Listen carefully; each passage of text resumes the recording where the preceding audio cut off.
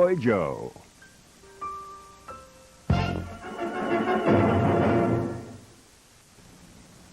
Previously on Mr. Belvedere. Hi, Dolores. Hi, Mr. Sparks. Hello, dear. I already told you I don't want no stupid pet. Mr. Sparks, it'll be fun. If I wanted something to stink up my room, I'd take Bukowski here. Hey, Belvedere, now I've got it. Well, don't give it to me. I mean, Marshall's anniversary present. I finally found something that's real special and romantic. Altoona Motor Lodge. Hourly rates available. My, that is romantic. I never thought I'd say this, but I really miss him. Miss who? Oh, it's Mr. Sparks. Ever since Mrs. Bukowski died, all he does is sit in his room and look at old photographs, like his life is over, too. Hey, remember the last time you surprised me like this? Huh? It was our honeymoon. He took me to this rat hole in Altoona. Oh, it was the worst.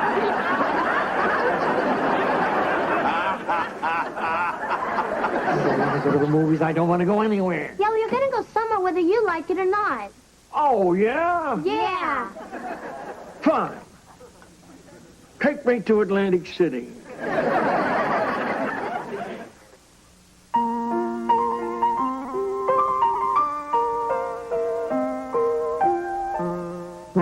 Streaks on the china never mattered before. Who cares when you drop kicked your jacket as you came through the door? No one glared. According to our new rivals, life is more than mere survival, and we just might live a good life yet.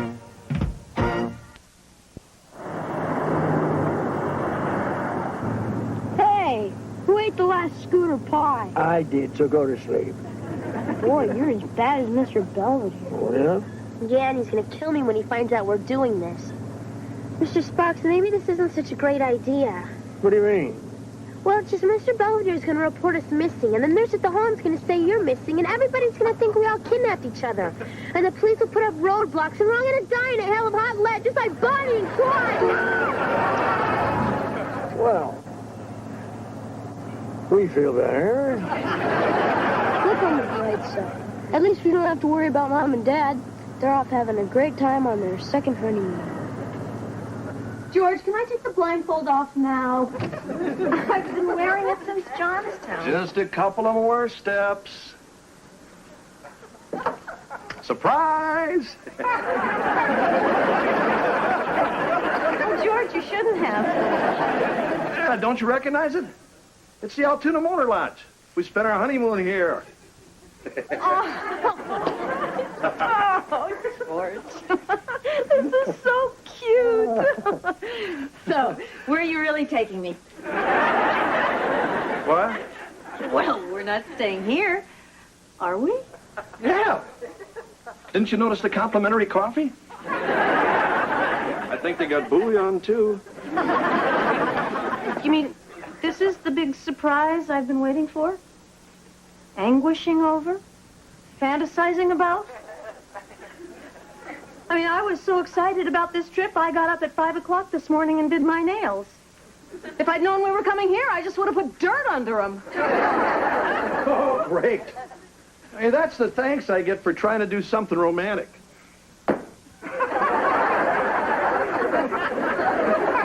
Joe Blow could have bought you a fur coat or diamonds or junk like that. I figured you'd love reliving our honeymoon. Oh, is that what we're doing? Oh, well, fine. Then you get a six-pack and fall asleep in front of the TV, and I'll sit up all night and watch my ankles swell. I was the one running all over town trying to satisfy your stupid cravings. You know what it's like trying to find gefilte fish in Altoona? Well, if we'd stayed in a decent hotel with room service, I could have ordered my gefilte fish off the menu. Yeah, well, we couldn't afford it then. We can afford it now. Fine, let's go someplace else. Fine, where? I don't know. I hear the YMCA in Harrisburg is pretty nice.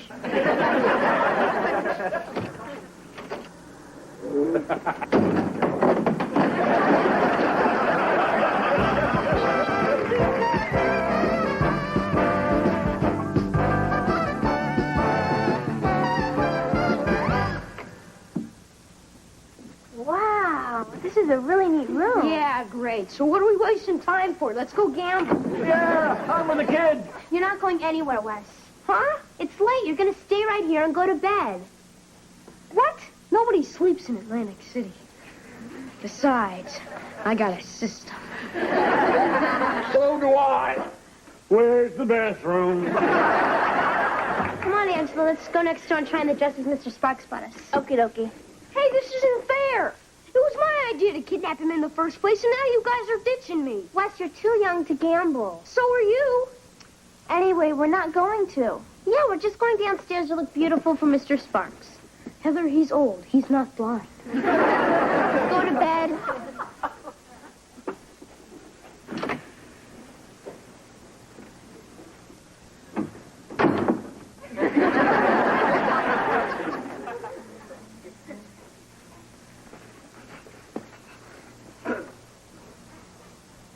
What a stupid place for a mirror.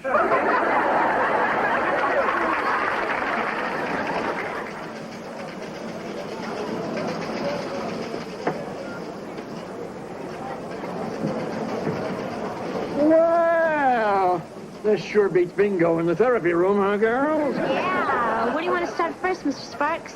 I don't know. Let me size up the action first.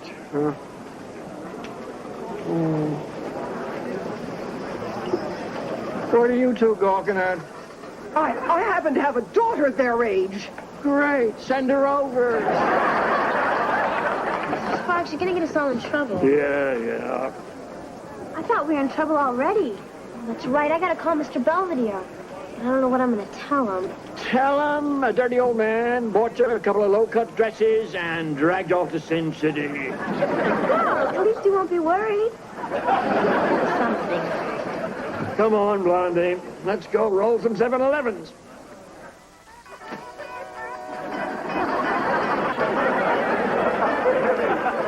Come on, Lynn. You promised me we'd go snorkeling. No, Candy, I'm still catching some rays. Pooh. I'll get it. No, I'd better. It might be one of those annoying people who lives here.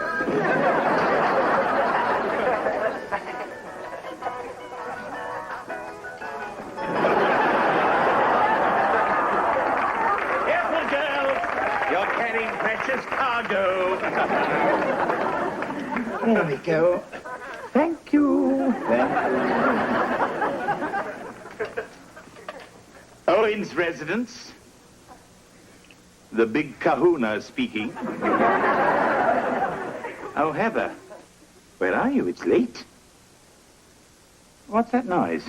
That ding-ding-dinging. No, it does not sound like an ice cream truck. It sounds more like a slot machine. What do you mean, don't worry, we're not in Atlantic City? Heather!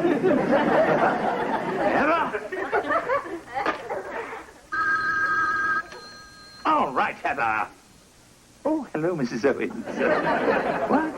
Altoona didn't work out, so you're going where? To Atlantic City? Oh, my, what a lovely idea. Goodbye. Problem, Poopsie? That's the last time I go out with a Turkish exchange. Kevin, thank God you're home. You never told me you were having a party. Forget about them. We're going to Atlantic City. Huh? Why? Well, it's rather a long story, but I'll explain it in the car. What car? The stupid thing died on me on the way to the drive-in, along with my date. How are we supposed to get there? Well, we could always just stay here. There must be someone I know who's on his way to Atlantic City. On a clear day, rise and look around you, and you'll see who you are.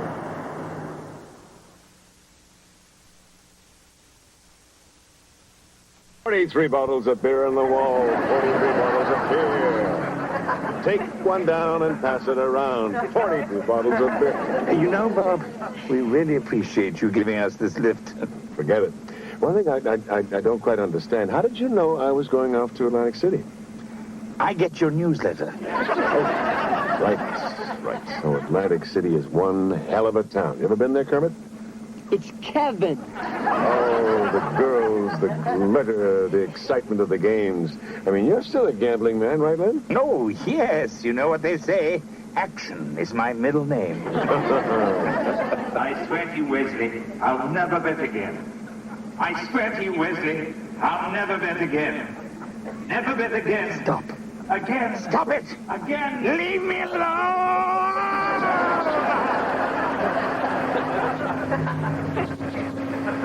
Hey, Marsh? What? Nothing. I just thought I saw Robert Goulet drive by and Kevin and Belvedere were with him. Belvedere was screaming. Maybe he just saw the Altoona Motor Lodge.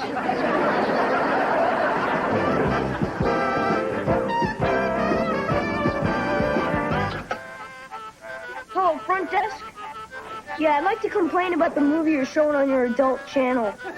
Nazi nurses behind bars. Yeah, well, there's supposed to be nudity, violence, and strong language. But all they've done for the past 20 minutes is yodel. I'm 11 and a half. Why?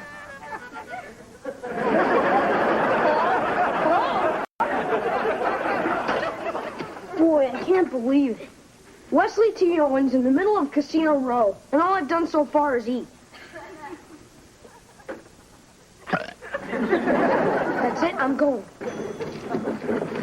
So, this should work out okay, huh, Marsh? Yeah, it'll be fine. Oh, George, here we are. Oh.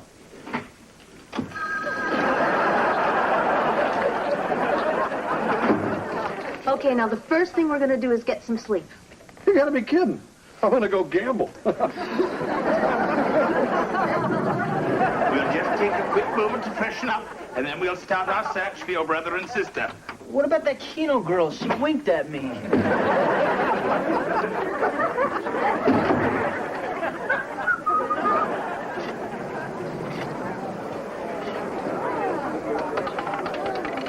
$17, black.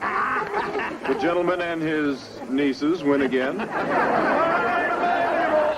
Oh, that's great, Mr. Sparks. But don't you think we better get going? What do you mean we just got here? Besides, I haven't felt this lucky since I unloaded my Edsel. Come on, Blondie. Roll me over to the craps table. Okay, I'll push you there, but I can't go in with you. She actually starts to grow on you, doesn't she?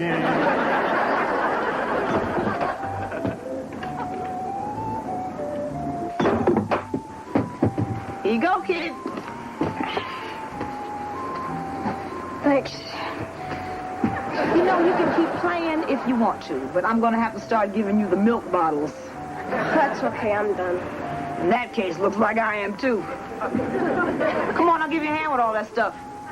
Unless you just like to trade places. That's all right. I'm just doing this because they won't let me play in the casino. Yeah, well, you better off. Those casinos ain't been too lucky for most people. Sure haven't been for me. Oh, yeah? I mean, ever since those damn places opened up, it's like the outside don't exist. I guess betting a quarter ain't that big a deal anymore. Anyway, I don't know about you, but this girl's got to get herself to bed. I got church tomorrow. You're over 21, aren't you? Yes? Why? Oh, nothing. I just thought you might like to earn a little something extra. You know, for the collection plate. Come on, baby. Papa needs a new pair of dentures. 11. Let it ride. George, are you still here? Not now, Marsh. This baby's about ready to pay off big. One more time, and I need a 9. Blowing them, and away we go. 7 up. You lose. Oh, well. I quit. Got to save a little something for my old age anyway. Gosh, it's almost 6 o'clock. We've been up all night. Yeah, well, what do you want to do now? Well, I think we should be getting back to Pittsburgh. What am I going to do back there, sit around like a lump? Mr. Sparks. I want to see the ocean. Let's go out on the boardwalk and watch the sun come up over the old Atlantic, huh? Okay. All right. Here we go. Whoa. Doing pretty good. George!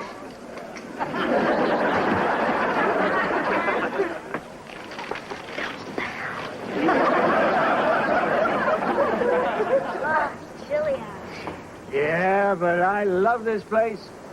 My old man used to crank up the Model T, bring me and my 4 sisters here every summer, even during the Depression. I think he liked the beach even more than us kids. You never told us you had 4 sisters.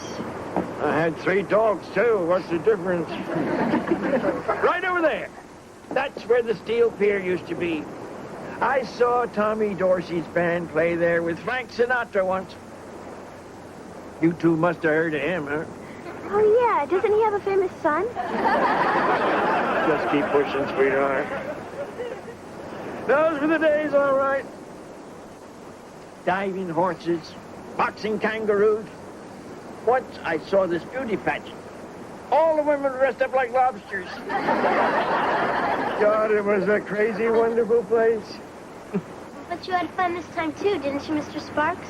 I mean, you won a lot of money. Right here.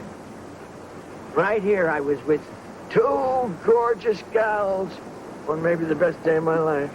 You mean Ginger and Peggy from that picture you showed us? No, I don't mean them. I'm not talking about them. I'm talking about you 2 dumbos. Oh. Cut it out now. You're going to get me arrested. Hey, mister. How about taking a picture? Yeah, would you please?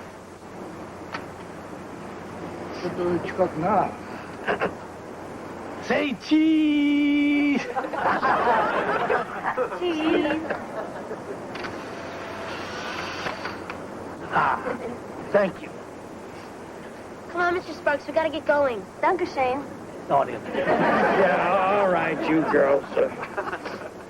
I'd like to stick here a minute, though. Why don't you take this? Get me some coffee and a bag of macaroons, huh? Okay, but we'll be right back. Don't go away.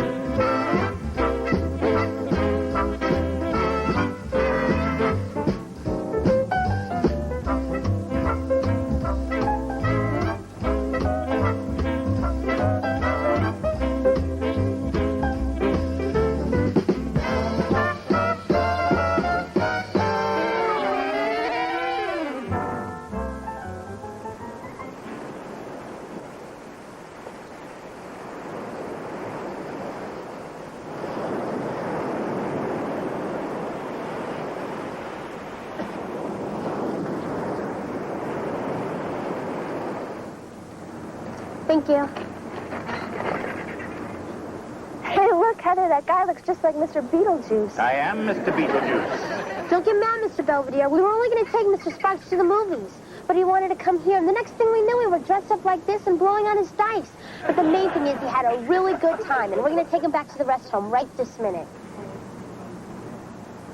So aren't you going to yell at us? No. I'm afraid Mr. Sparks has passed away. Huh? Well, what do you mean? He's sitting right over there. Yeah, we just got his coffee and macaroons and everything. I'm sorry. This is all our fault. We should never have brought him here. Oh, I don't know. From the look of this, I'd say he's just where he wanted to be.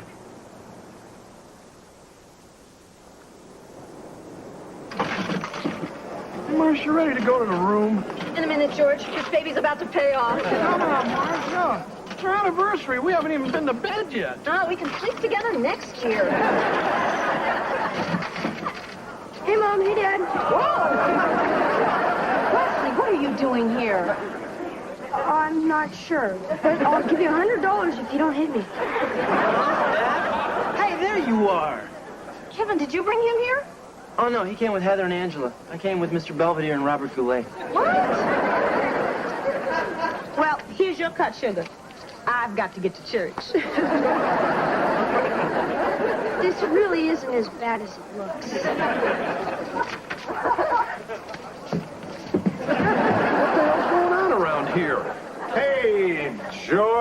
Hi, Kerbin. Hi, Marcia. Hi. Lynn was telling me in the car coming down here, this little anniversary thing of yours kind of got off to a bumpy start. Yeah, that's true, Mr. Goulet. Well, you know what I always say? Ain't no problem big enough or bad enough that you can't solve with a song. Now they say we're young, and we don't know. Won't find out till we grow. I guess that's so. We don't have a pot, but at least I'm sure of all the things we got. Babe. I got you, babe. I got you, babe. I got flowers in the spring. I got you. You wear my ring. And when I'm sad, you're a clown. And if I get scared, you're always around. And then they say your hair's too long. I don't care with you. I can't do wrong. So put your warm little hand in mine. There ain't no hill or mountain we can't climb. Babe, I got you, babe. I got you, babe. I got you, babe. I got you, babe.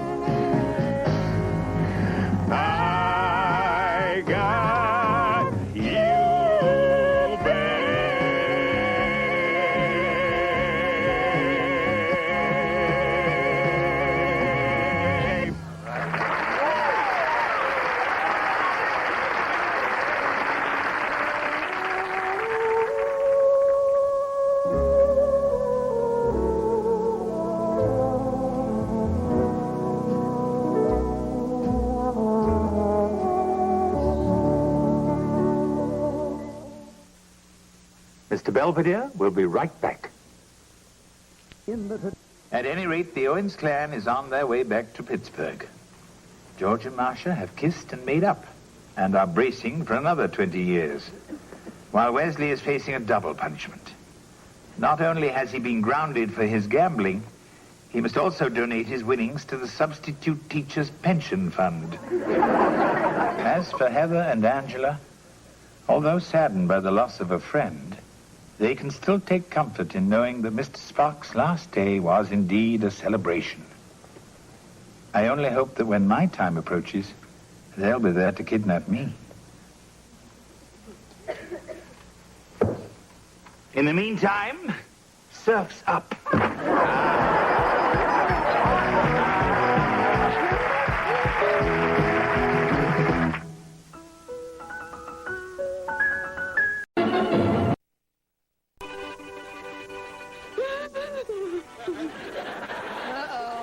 Guess you found out what I did to the school nurse. What?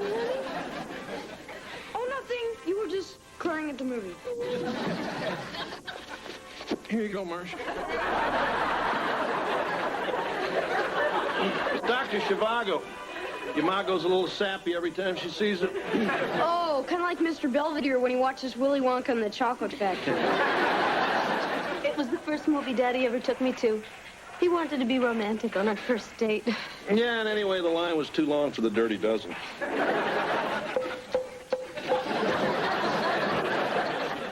Mr. Belvedere, what you up to? 3,499. But that's all right. The world's record's 3,500. That's dumb. You should have done 2 more. Wesley, didn't it ever occur to you that the door was closed for a reason? Because you're dressed like that? I was going to bed. But I'm bored. Mom and Dad are downstairs hogging the TV. Well, there must be something you can do. Why don't you torment your sister? She's at Angela's. Oh. Come on, Mr. Belvedere. Let's play Chinese checkers. We could use peanut M&Ms. Why don't we play Farm and Save My Baby? Then I can drop you from the window. Well, here we are. You sure nobody's home? Oh, no, don't worry, Denise. Everybody went to the movies. We've got the whole place to ourselves.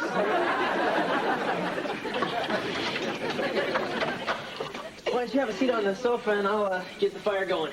I think these people are going to have to move first. Honey, we weren't expecting you home so early. No kidding. Bye. It was nice meeting you.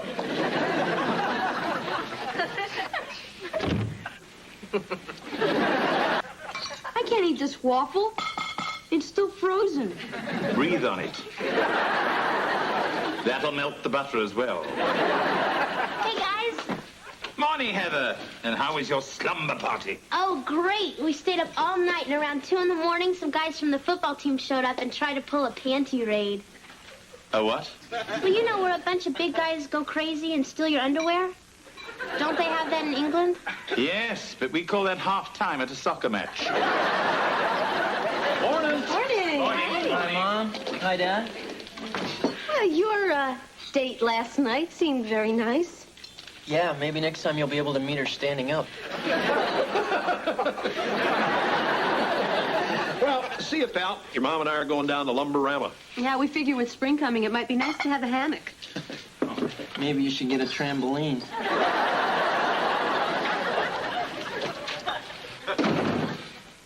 Did I miss something? I just can't stand it around this place anymore. I mean, there's no privacy. Can't even bring a girl home without someone embarrassing her. Well, if you mean the night my Mambo Club came over... No, it's not just that. It's everything. I feel like I'm suffocating. Well, if you decide to move into the woods, take him with you. Think of something.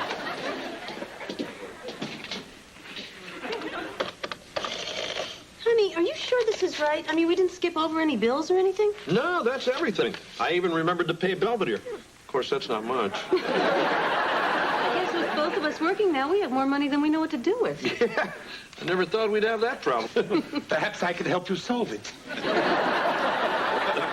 Hey, maybe this is the year we go to Hawaii. Sure. Hey, and when we get there, will you buy me one of those little hula girls? I'm home. Oh, hi, honey. Your dad and I were just doing the bills. Yeah, sure. Yeah. Hey, look, pal, we're sorry about last night. I mean, your mom and I didn't mean to cramp your style. Oh, no, it's okay. Besides, I don't think it's going to be a problem anymore. What do you mean? I've been thinking about maybe moving out. Moving out? Yeah, I'm in college now, and I think it's about time that I have my own apartment. I mean, if it's okay with you guys. Well, if you're sure you can swing it, pal, all right? Yeah, I've got my job at Mr. Cluck's. And besides, I could always get a roommate. I mean, the kid's 19. I know, but it... Well, if he doesn't go now, we might never get rid of him. Fine. Okay, pal, you can start looking. Thanks. I already found one. I move in Tuesday.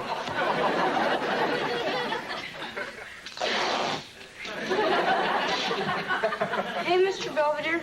Wesley, where have you been? We're supposed to be helping your brother move. I am. Kevin said he needed some stuff to decorate his new apartment, so I got him this. I hope you got that from a dentist. Put it back. Oh, here, let me help you with that. Oh, no, it's okay, really.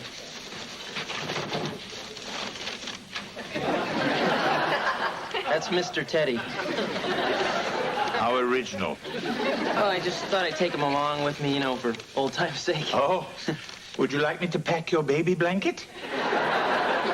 It's already in the car. What's all this? Mom wanted Kevin to have some of her home cooking.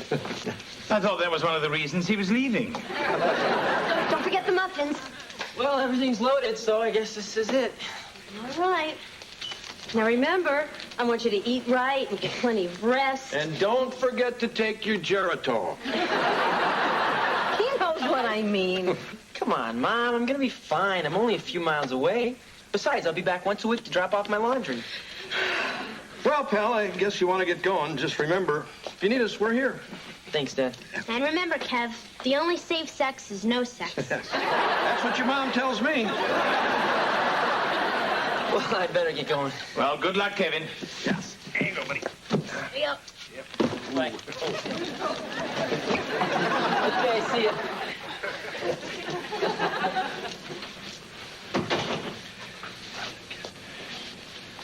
So, how about one of those famous muffins?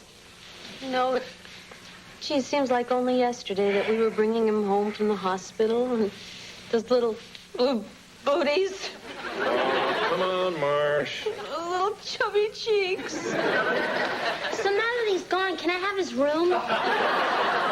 What? Well, I'm kind of bored with mine. Hey, hold on, kitten. I mean, your brother's barely out the door. I'm sorry. Of course, now that you mention it, it could make a great TV room for your old pop. Or a nice office for me.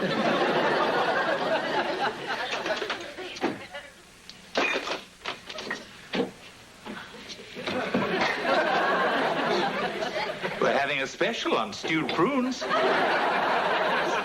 know, the funny thing is, I woke up this morning and realized I didn't have any food. Funny, I woke up and thought I did. But anyway, I decided I'm gonna have to get a roommate to help pay for the rent. Oh? Isn't Mr. Teddy kicking in? So yeah, I'm gonna put this ad in the school paper. Handsome sophomore seeks blonde non-smoker to share rent and good times. What do you think?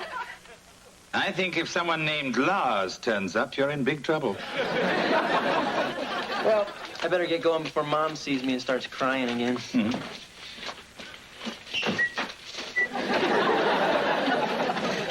Okay, here's the choices we got for Kevin's room. We got Mom's law library, your old dad's TV room, Kitten's aerobics gym, and Westman's combination arcade and discipline room.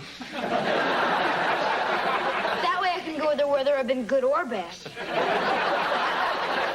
Hey, what do you think we should do, Mr. Belvedere? About what? Kevin's room. Everybody wants to do something different with it. I think you should all compromise and give it to me. You got a room. You mean that glorified telephone booth? I can barely turn around in there. It's not the room's fault. I just thought it would be nicer to have a larger room. What with everybody barging in on me all the time. Well, it's no fun if you knock. Hey, big guy, I always thought you liked our company. Oh, yes. I love people waking me up with their moronic problems. Well, if you don't like it, why don't you do something about it? Oh, perhaps I will. What do you mean, Mr. Belvedere? I'm moving out, too.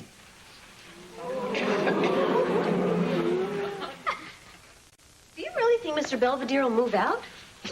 All the food's here. You know, this is all your fault. Me? What did I do? Everything. You're disgusting and obnoxious. Well, he likes that, so yeah. Hey, guys, knock it off. I mean, there's nothing to worry about. You know the big guy. He's just letting off a little steam. Yeah, right. It's not Mr. Belvedere talking. It's his empty stomach. Well, goodbye, everyone. See you in the morning. So anyway, I'm in this country from Romania to study computer science and animal husbandry. Shh, Glenn, don't interrupt. Yeah, well, listen, Anatole, I really appreciate you coming by. There's a few other people interested, but I'll certainly keep you in mind. Thank you very much. You know, Gwen and I are used to having our own room. I'll remember that. Well, the bedroom certainly seems nice.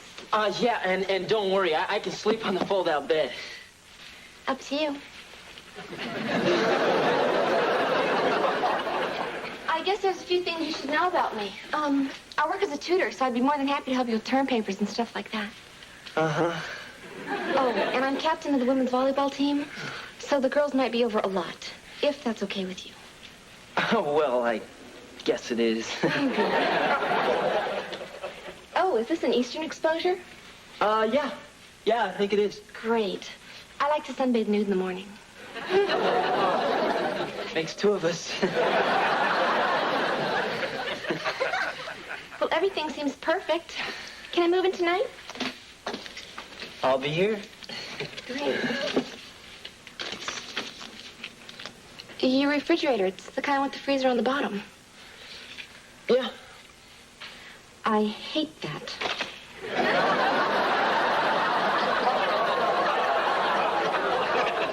I'm never gonna find anybody. Hi there, roomie.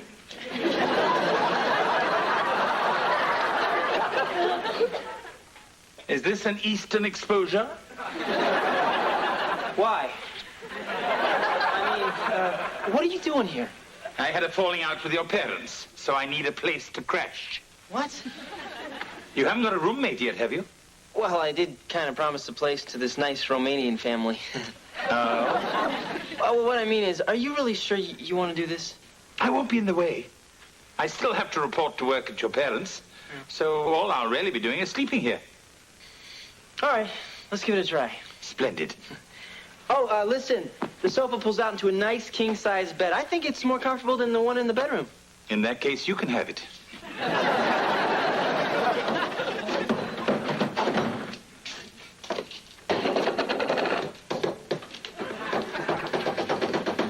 Honey, what are you doing? I'm looking for Belvedere's ding-dongs. Oh. Well, sometimes he hides them in the coffee. They're harder to see that way.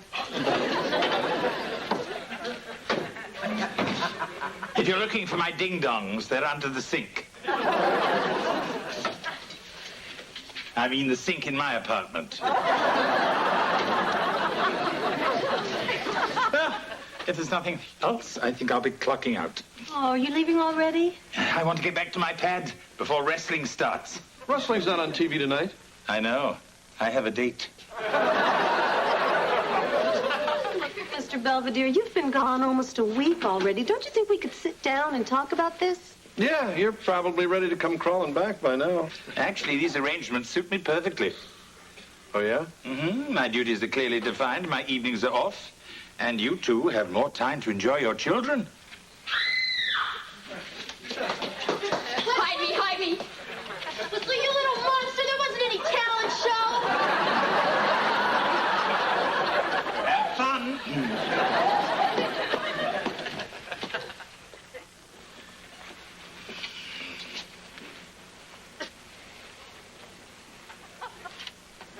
It's abnormal psychology. Oh, is there a chapter on Wesley? I'm sorry, Kevin. I'll let you study.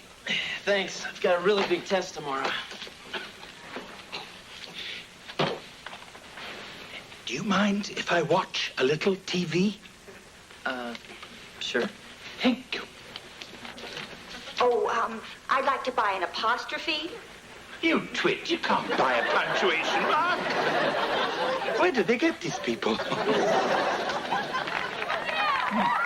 Belongs to them now. He has their blood.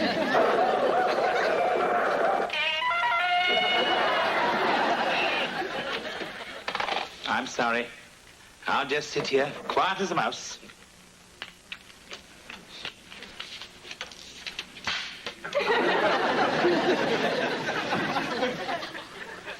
I have to eat. See you later, Mr. Belvedere. I've got an 8 o'clock class. That's funny. So do I. I thought with the campus right next door, why not take advantage of it? So I enrolled in your psych class. I hope you don't mind. Sure, why not? What about my economics class? You taking that too? No, I'm teaching it.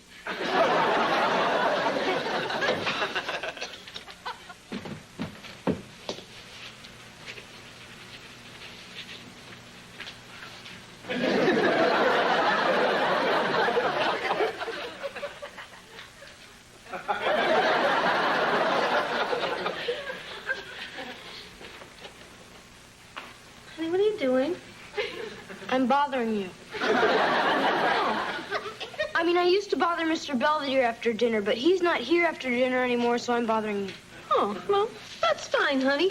Why don't you sit down right here and you can bother me all you want. But that's no fun. Mr. Belvedere usually says get lost or go play on the expressway or something.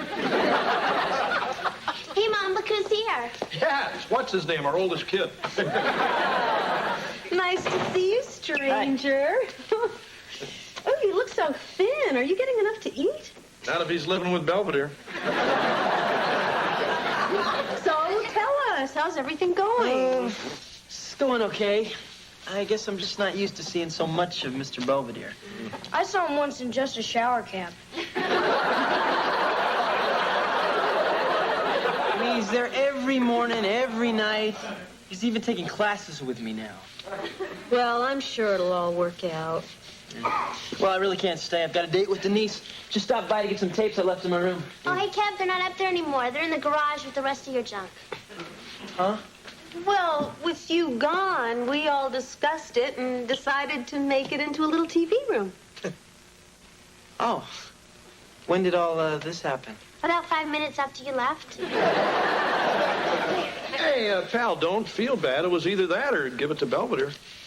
You mean that's how he wound up with me? Yeah, you're so lucky. Out in the garage, screaming.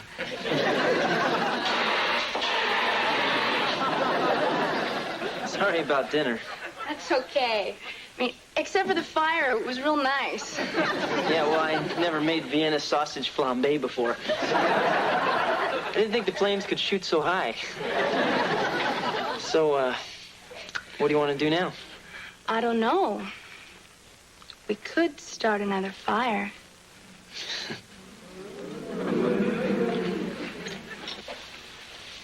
Kevin, is this your tie? I found it hanging on the doorknob.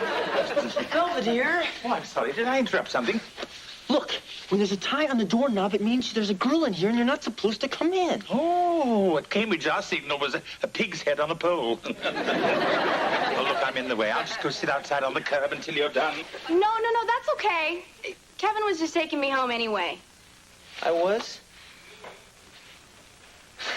Come on, I'll walk you to your dorm. What shall I do with this?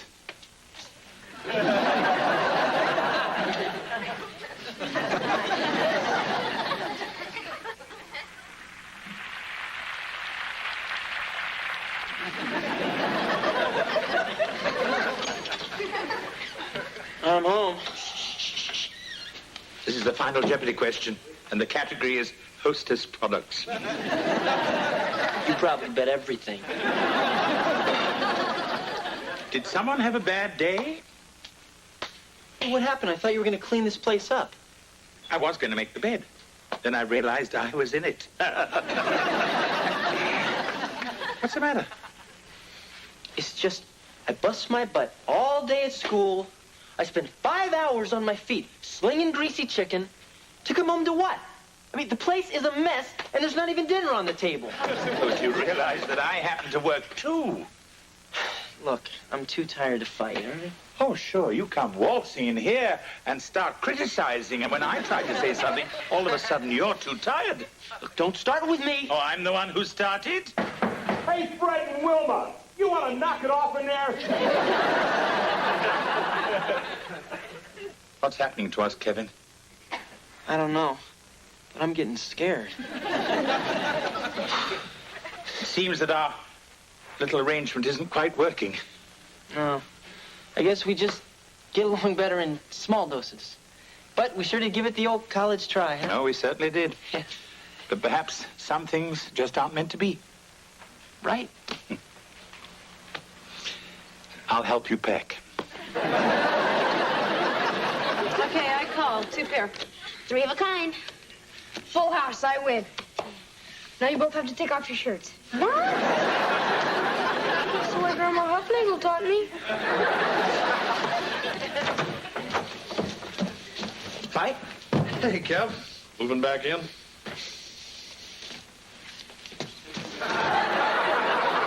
Here. See ya.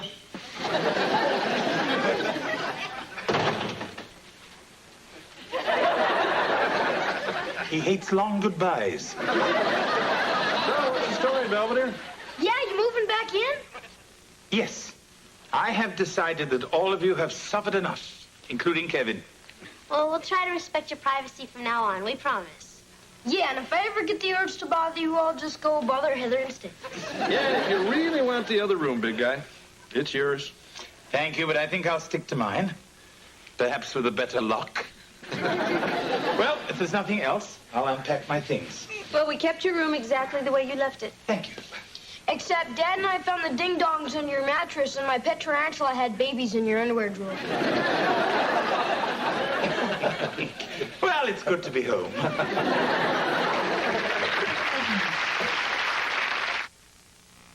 Mr. Belvedere will be right back. Kevin is still unable to find a suitable roommate. Poor lad. After living with me, everyone else pales by comparison. Regardless, he better find one soon, or he'll be moving back here to the Owens Asylum. Speaking of asylum, I seem to have been granted it by the family. Nobody's been up to bother me in almost 3 hours. Not even Wesley.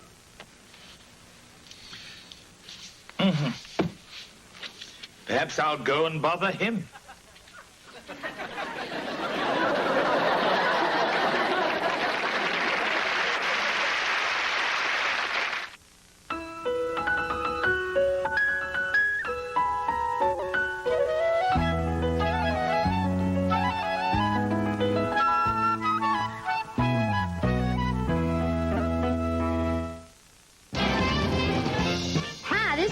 Parton, and I couldn't be more excited.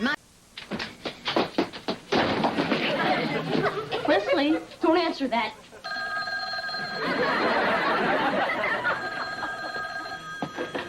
Hello, Hortense. Next, See you, Wesley. Don't go with him. an important Mr. Belvedere. Might try to put his hands on him or something. What do you mean, Wes? That's what he did to me. Come on, Heather, you don't want to be late. But it's summer. I still don't see what I have to go to school for. Because that's what happens to people who get a D in English. Oh, but I don't need all that grammar junk. I talk good. Well, perhaps with this class you'll learn to talk even gooder. See ya. I'm going to work. I thought you didn't have to be there till noon. Yeah, well, starting today, Mr. Klutz is open for breakfast. It is? Yeah, we've been getting killed ever since Schnitzel World started its wiener in a waffle. Oh, and what are you serving? Beaks Benedict? Kevin, might you drop me at school so I shan't be late? How is that? Much gooder.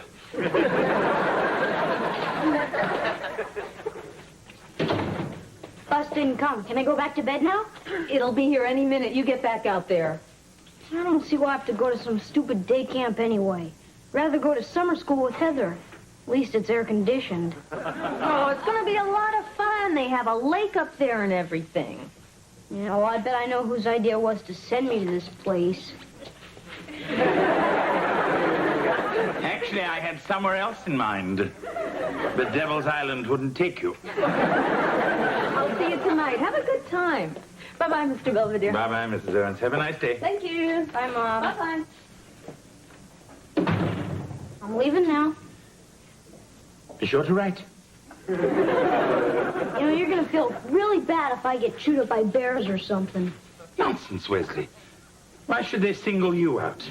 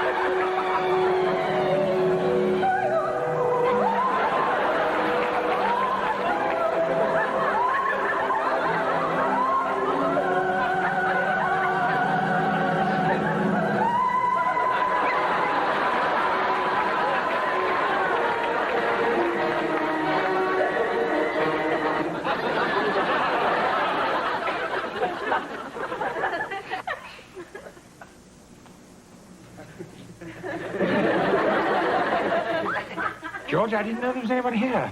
Right, big guy. I had some time, and I thought I'd listen to a little Wagner. Great. So, let's say we go out for some Swedish meatballs. You dress for it. Aren't you going to be late for work? I got 2 weeks off. Oh, wonderful. Let me help you pack. I can't go anywhere. Marcia's working. Oh. So, you want to do something? No, thank you. Hey, come on, it's a nice day. Let's go out and toss the football around. You start without me. I'll catch up. Hey, come on, Belvedere, I'm bored. The guy I was supposed to play golf with copped out. Hey, you want to come? I'm afraid I've never played the game. You never played golf? I thought you guys invented it. It is a Scottish invention, George, like the bagpipes. And I'm sure just as annoying. Come on, it'll be fun. I'll even let you drive the little cart. Oh, golly, can I help honk the horn, too? You see, by weaving the different colored strands together, you can make many wonderful things, like a keychain, or a bracelet, or even a belt. We don't have enough stuff to make a belt for her. Now, has anyone ever worked with lanyards before? Oh, yes. I used to help my Aunt Zelda make things when I'd visit her at the asylum. When she got out, her keychain was a mile long.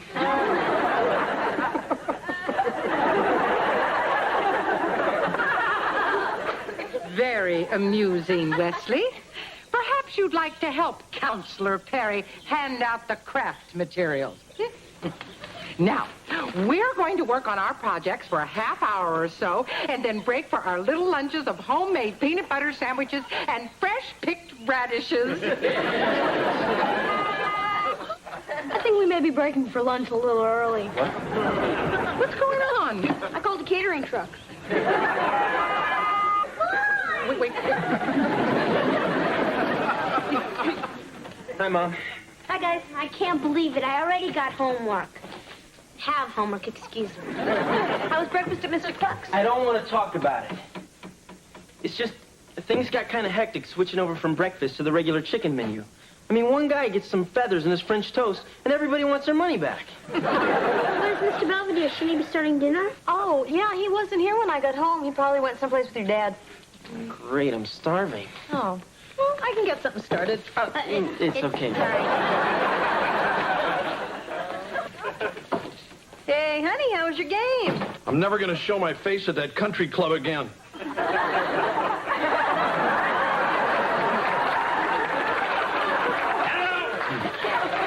Did George tell you he'd drag me out on the links? I should have backed over him with the cart when I had the chance. He's a bit miffed because I got a hole-in-one my first day out. You did? Actually, it was rather a fluke. My ball got a lucky bounce off a gentleman on the green. Belvedere, I told you, you're supposed to wait until the people in front of you are finished. I yelled 5. It's 4. Oh, right. I'm going to go change. I'm sorry, George. I didn't mean to ruin your game. That's okay, Belvedere. I promise I'll do better tomorrow.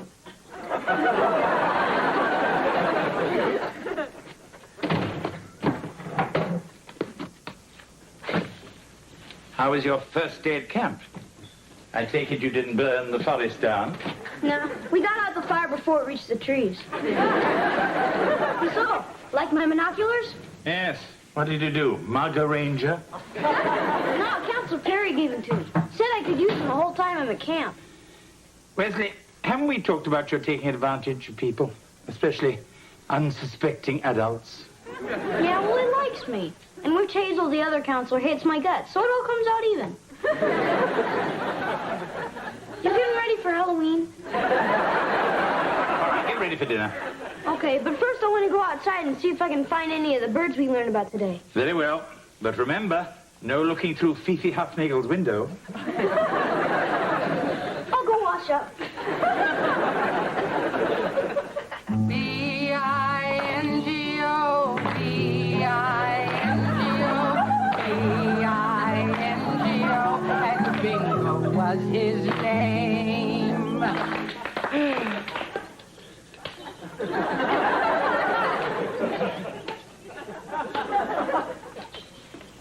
The rest of us are done. All right, campers, it's 2 o'clock and time to get ready for our nature hike. I don't want to go on some stupid hike. It's boring. It makes your feet sweat. Hey, come on. Maybe we'll see some skunks or possums or something. Are you kidding? Miss Pritchard scares wildlife. Wesley, I assume you'll be joining us? Oh, yeah. Ow! Oh! Oh, it's just my stomach hurts real bad. I think it was those wild flowers you made us eat. No one else seems to be ill. I ate the thorns. Wesley, the world has little patience with a malingerer. I'll keep an eye on him, Counselor. Make sure he gets better. Fine. Let's move out, campers. We're burning daylight. Tramp, tramp, tramp along the highway. Feels pretty bad, huh? Yeah, I wish I had a soda or something. Might help settle my stomach. Well, hold on.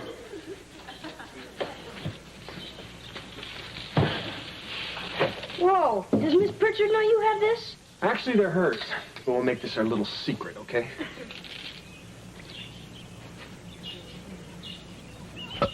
I think I'm okay now. You know, if you hurry, you can catch up with Miss Pritchard. She leaves pretty big tracks. I'd rather go down to the lake and go snorkeling. I don't know. You're supposed to do stuff as a group. I could really catch it from the old swamp monster. What's she gonna do, fall on you? You know, Wes, I think you enjoy doing anything as long as you're not supposed to be doing it. Sure, doesn't everybody? Get your flippers. Oh, boy, that was great. Listen, next time you get out of the water when I tell you to. But there was so much neat stuff down there. Old tires, a refrigerator. I think I even saw you go. Hey, you better get changed before Godzilla and everybody else get back. Right. Here, let me give you a hand. Don't want you to catch cold.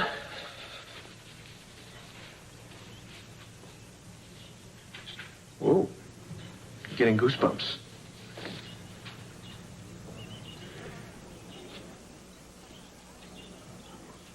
I'm gonna go change over there.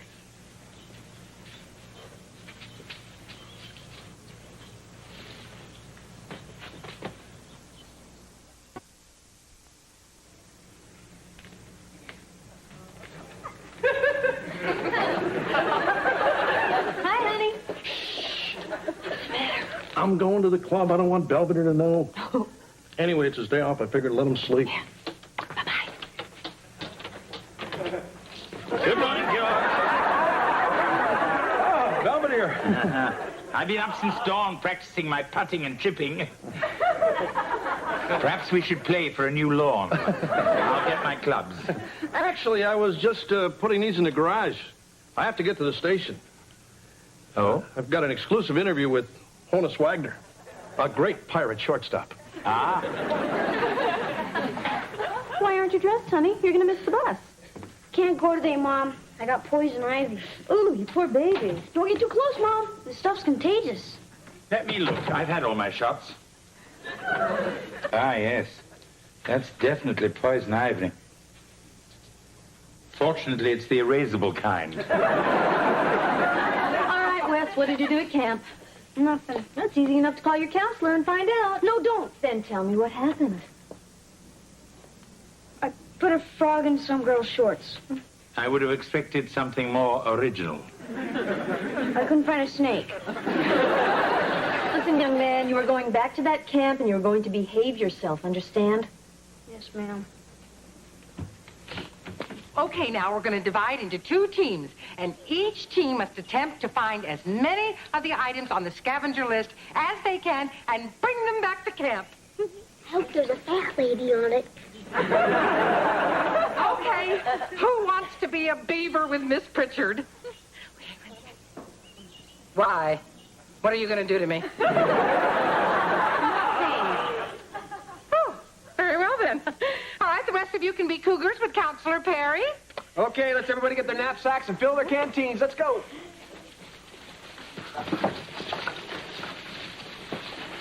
Hey, Wes. I was kind of hoping you'd be in my group. Yeah, well, I figured I'd go with Miss Pritchard today just for kicks. Sure. Well, maybe you'll be with me tomorrow. I think I'm going to be in Miss Pritchard's group from now on. I thought we were having a lot of fun together. Yeah. Wes? Something bothering you? I mean, are you upset about anything that happened yesterday? I just didn't like that stuff you were doing. Oh. Well, listen.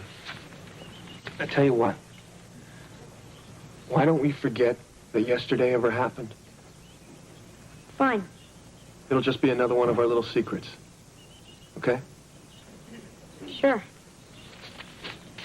Now, Wes, you can keep the binoculars. Hey, Belvedere. Hello, George. How was your interview with Honus Wagner? Huh? Oh, it was pretty good. Did he happen to mention he died in 1955?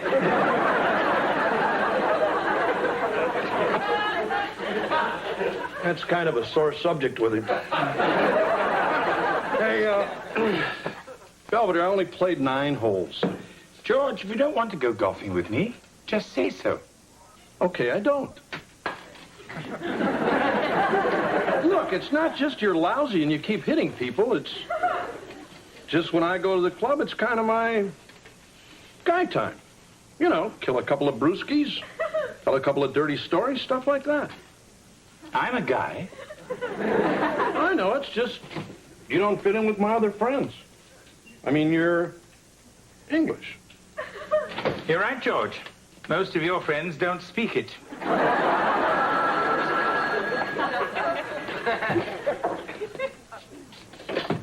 The Owens residence. Mary Poppins speaking. Oh, hello, Fifi. What's that? There's someone on our patio looking at you through binoculars. I'm sorry, I'll put a stop to that. Wesley! Yeah, Mr. Belvedere? Aren't you on the patio? Huh? Hey, guys. I found these in the trash, but they work pretty good.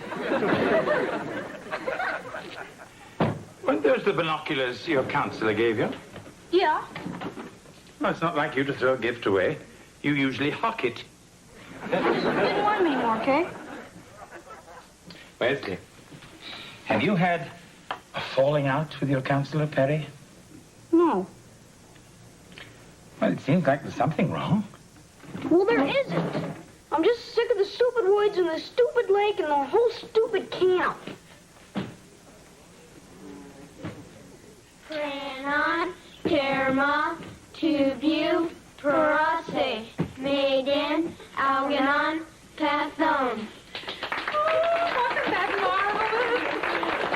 Well, I hope you enjoyed Camp Chippewa's 2 little playlists. Nausea by John Paul Sartre. And, of course, Sophocles' Oedipus Rex performed in the original Greek. Take a bow, kids. Take a bow. Well, that concludes the entertainment portion of our farewell campfire. Feel free to wander about and admire your children's arts and crafts and help yourself to cookies and punch, or bug juice, as the kids like to call it.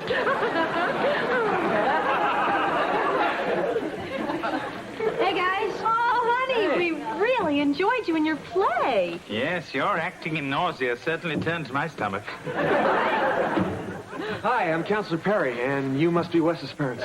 Hi, gee, we hope he wasn't too much trouble. No, we really enjoyed him. Hope he signs up for next year. Hey, how about that, champ? Somebody actually wants you back. Listen, I better say hello to the other parents. Very nice meeting you. See you, Wes. Yeah, bye. So, Wes, man, aren't you going to show us some of your crafts? Oh, right. They're on the table. I made the macrame handcuffs. Oh. Well, Counselor Perry seems very nice. Yeah, I guess. Wesley, what's going on? Nothing. I'm gonna go say goodbye to some of my friends.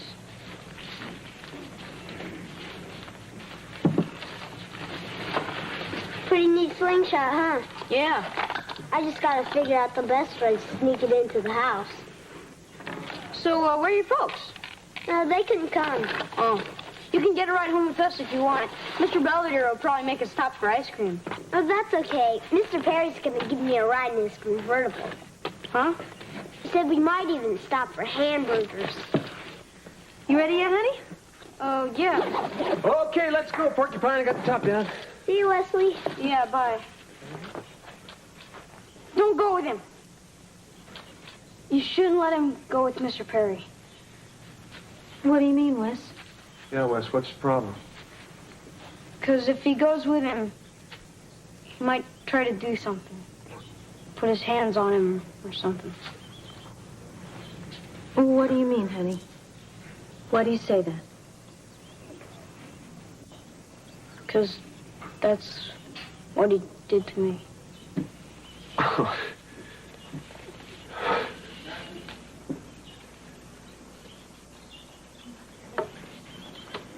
I see why they call this bug juice. Uh-huh. I spoke to the police. They said they'd like to talk to Wesley. I'm sorry. I didn't mean to start a big mess. Hey, pal, you don't have anything to be sorry about. Yes, sir. We just wish you told us as soon as it happened. You know you can always talk to Dad and me. I guess I figured I could handle it without anybody knowing. Like the time I broke the Chinese vase in Mr. Belvedere's room and replaced it with the one from Kmart. The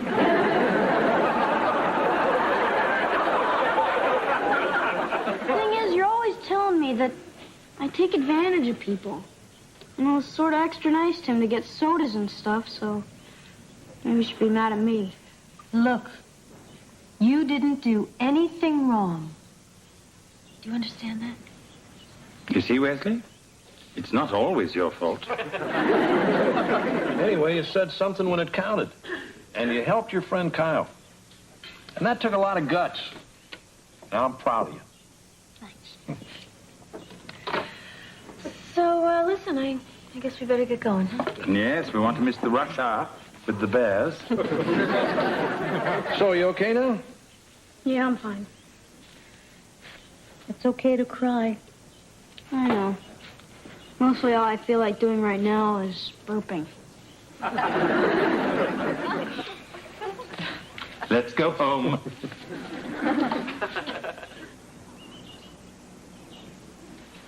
Hey, Mr. Belvedere. Good morning, Kevin. Aren't you going to be late for Mr. Cluck's? I'm not going today. Oh, but I thought you were unveiling your new line of Mexican food. Yeah, I tried it last night. Ah, yes, Cluckito Burrito.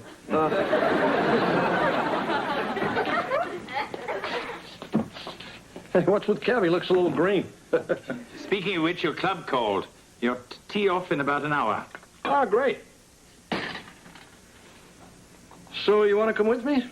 That's all right, George. Come on, you can wear that dumb outfit and embarrass me all you want. I'd like that. Thing is, I was just so stupid. I mean, worrying about some golf game, and meanwhile, my kid's in trouble, and I didn't even know it. Well, that makes two of us. So he's going to be okay, right? Sleep, kill you, little monster!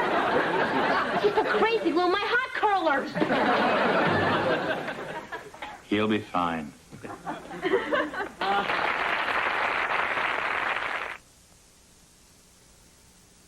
Mr. Belvedere, we'll be right back. Hello, I'm Christopher Hewitt. And I'm Bryce Beckham. Usually at this time, you would find Mr. Belvedere at his desk, writing about the antics of the Owens family. But due to the special theme of tonight's episode, we thought we'd do something a little different. Yeah.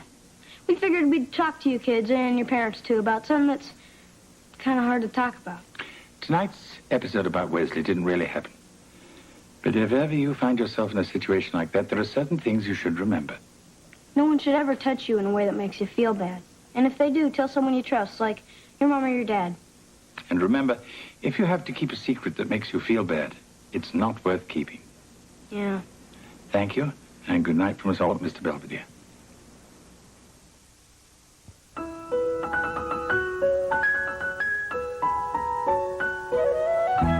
This is Dabney Coleman, a straight-shooting sports writer slap Maxwell. I've discovered what real balance is. I break new ground, they break my head. Slap Maxwell story, coming up next.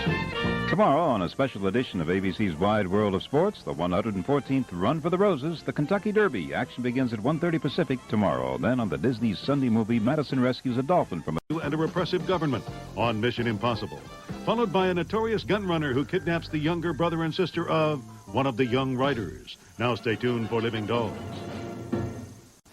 Mr. Belvedere, I left my ironing for you in the kitchen. Thank you. I'll leave it on the curb with the rest of the trash.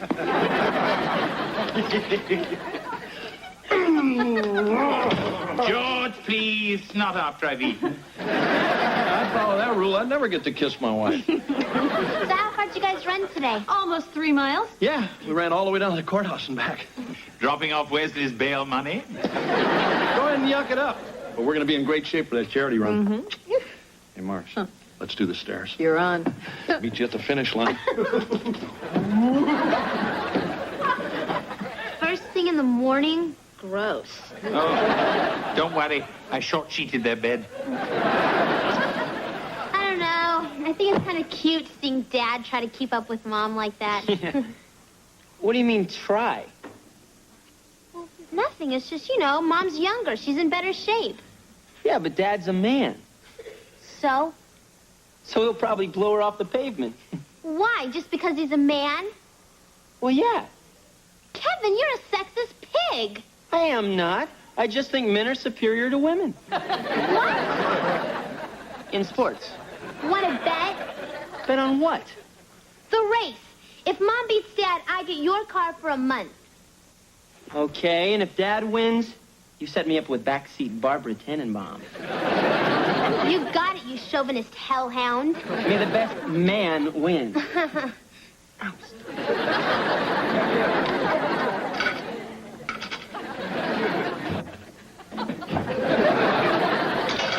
Wesley, why are you dressed like Oliver Twist?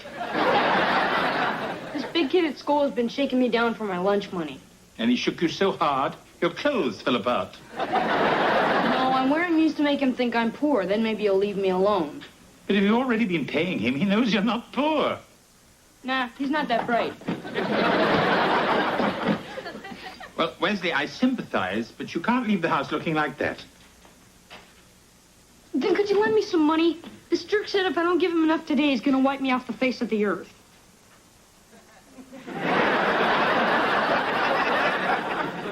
I'm sorry, I'm a little short.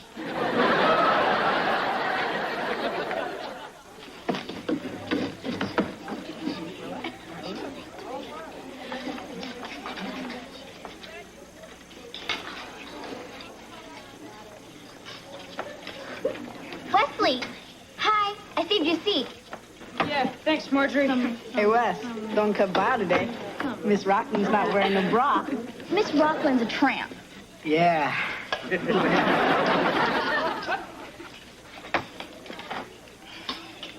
Why, Louis, it looks to me like Owens has bought himself a lovely lunch today. Yeah, and if he can afford to buy a lovely lunch, Ernie, he must have lots and lots of money. See you later, Wes. I hope. Come on, you guys, I'm tapped out. Oh, did you hear that, Ernie? Owens is tapped out.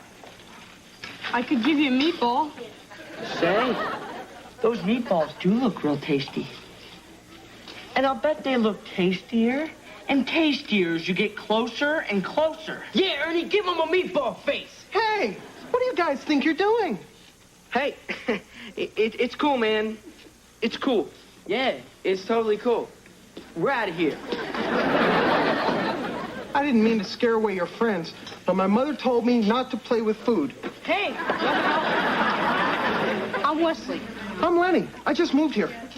Well, Lenny, I think this is the beginning of a beautiful friendship. I didn't really want to join the football team, but when the coach saw me, he got down on his knees and thanked his patron saint and stuff. No, you didn't have to walk me all the way home, Lenny. Well, it's okay. Don't you have football practice? No. Coach says I just have to show up at the games, and the other team's quarterback usually faints. Wesley, I attempted to clean up your room, but I couldn't find the floor. Now, either put these away or I'll throw them out. Okay.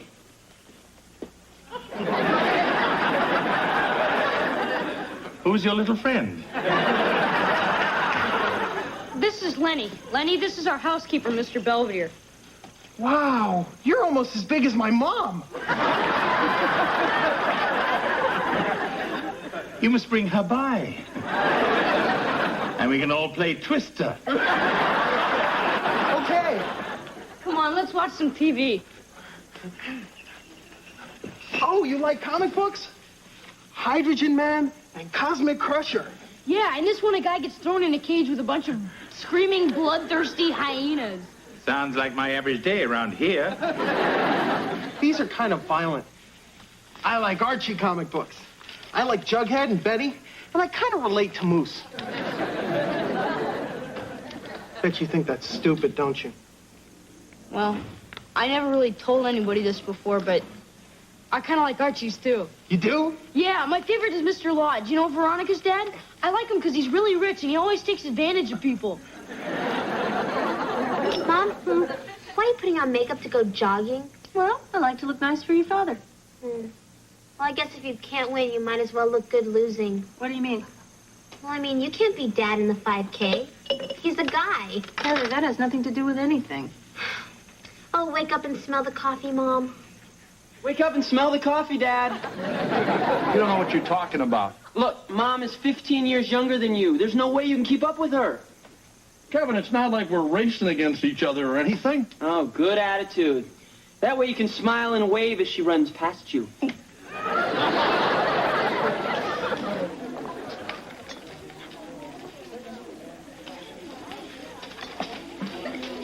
Well, if it isn't my good friends Ernie and Louis. You guys met Lenny? Hi, Ernie.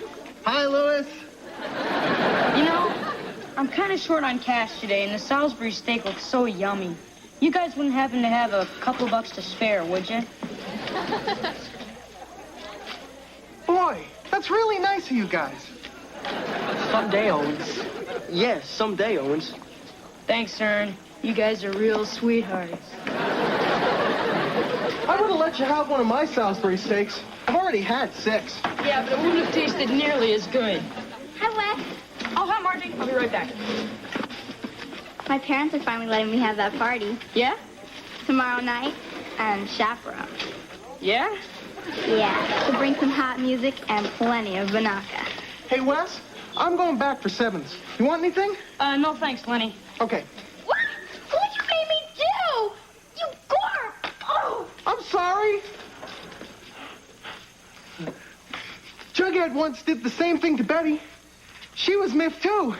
I guarantee you, he chewed her up and spit her out. I'm telling you, she turned him into dog meat. Grandma Hofnagel chasing Spot again? Hi, Mr. Belvedere. Here they come. Oh, boy. That was really fun. I really worked up a sweat. I think I'm going to take a shower. I'll join you. The more the merrier. But I get the duck. I don't get it. I lit a fire under Dad this morning. I was sure he was going to go out there and annihilate her. I can't believe you interfered like that. I am shocked. You tried Mom, too, huh? Oh, I thought I had her going. Why are you two so interested in who finishes first? Oh, just a little friendly wager between a loving brother and sister. Cain and Mabel. Maybe we just weren't clever enough. I've never stopped you before.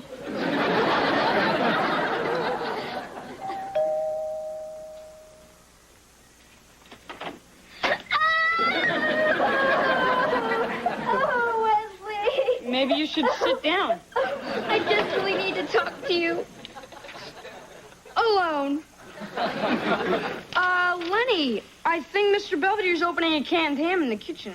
Oh, great. Maybe you'll let me scrape the jelly off of it. We can't have the party at my house tomorrow night. My parents had to move their past life regression seminar there. Ah, tough break. We can still have the party if we can find somewhere else to have it. Well, maybe we could have it here. Wesley, you're brilliant. And you're so cute when you're brilliant. Boy, Mr. Belvedere sure is generous. He even let me have the big half. Gee, Wes, gotta go. You're not gonna invite baby Huey to the party, are you? Lenny, he's my friend. Well, I'm your friend, too. And I'm a better kisser.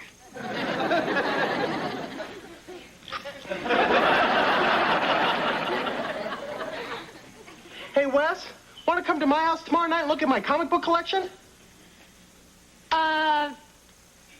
I can't, Lenny. Saturday nights, my family goes Latvian folk dancing. Well, That sounds like fun. Can I come? Gee, no. You have to be part Latvian. Oh. Okay.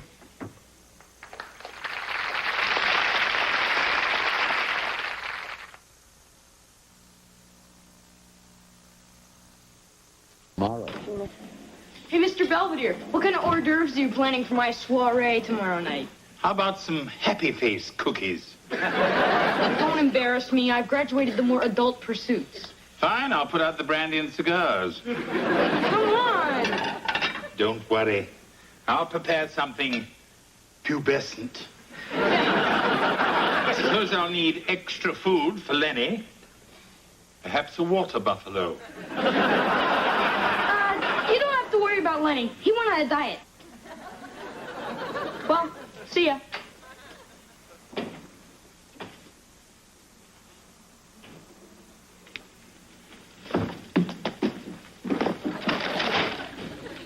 Oh, hi, Dad. Hey, Kev. Boy, big sale on running shoes in the paper. There's a pair here that might be good for you. Oh, the ones I got are all right. Okay. I just thought since Mom got a pair of those new Jackrabbits, you might want a pair. Jackrabbits? Oh, yeah, right here. $190? For that money, they should be chinchillas. Boy, she must really want to look good. Or else she really wants to win. Where are you going, Dad? I'm gonna bag me some jackrabbits. Your father spent $200 on running shoes? What do they do? Fly? I think it's neat that Dad's getting into trendy sportswear. Maybe what he's trying to get is an edge on me. He wouldn't do that. Would he? Come on, Viv. We're going to the mall. Hey, pretty hot shoes, Dad. How they feel? I don't know. They felt better at the store. Perhaps if we removed the shoehorn.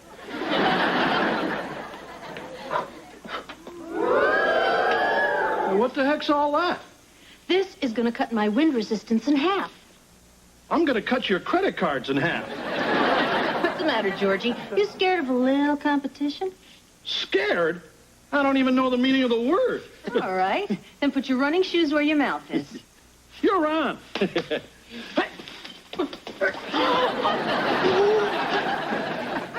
Well, I hope you two are happy. All you've done is turn a simple charity run into Death Race 2000. Yeah, isn't it great?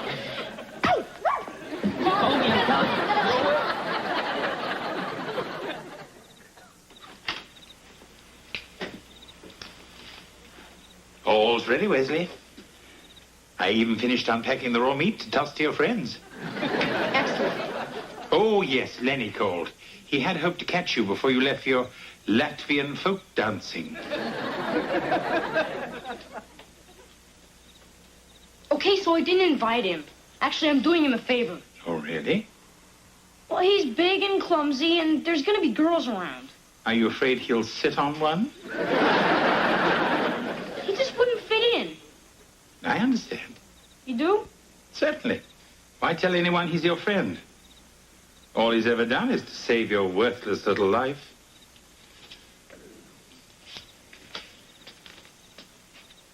Enjoy your party.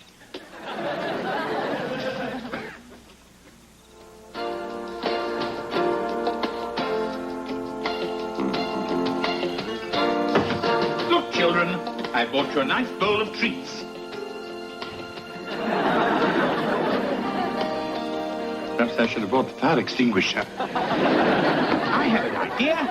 Let's play a nice game of hide and seek, and I'll be it. Now close your eyes and count to 10. And remember, no peeking. I can't think of anything that would be more fun. Apparently they can. Elbow me into that mud puddle. After you pushed me into that German Shepherd.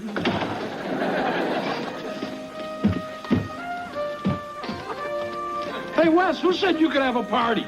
I did. Problem with that? I'm gonna get some punch. You want some? No, but I'd like my gum back. With any luck, that'll be the vice squad. Ah, something better. Hi, Mr. Belvedere. Look, everyone. It's Lenny. Hi, Wes. Hi, Lenny.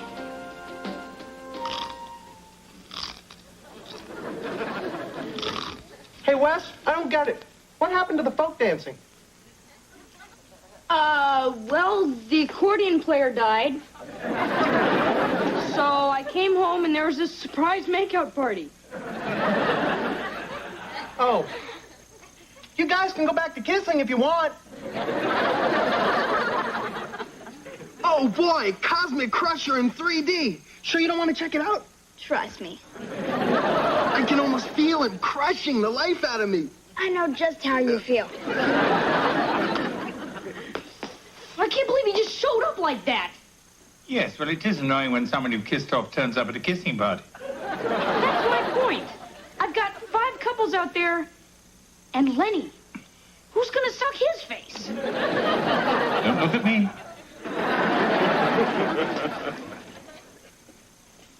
Hey, wait a minute. Where are you going? Ask Moose. Don't leave, Marjorie. The party's just starting. Sorry, Wes, but the party's over. Hey, Wes, everyone else is leaving. I'm going to go, too.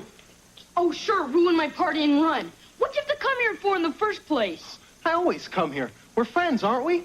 Not when I'm around other people, you big jerk.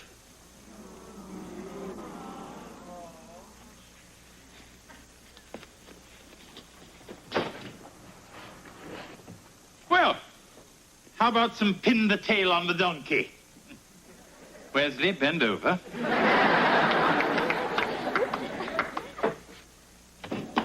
From now on, we train separately. That's not the only thing we do separately. You're sleeping on the couch. Forget the couch. I'll sleep at Kevin's. You know, this race is getting much more interesting now. There's a wager on it. Oh, I didn't bet on the race. Me neither. Good morning. Morning. Morning. Boy, Mom, you look like you're faster than a speeding bullet. Better watch out, Dad. Well, gotta run. Bye. Heather started this. I think she had some help from Kevin. And your heartwarming idiocy did the rest.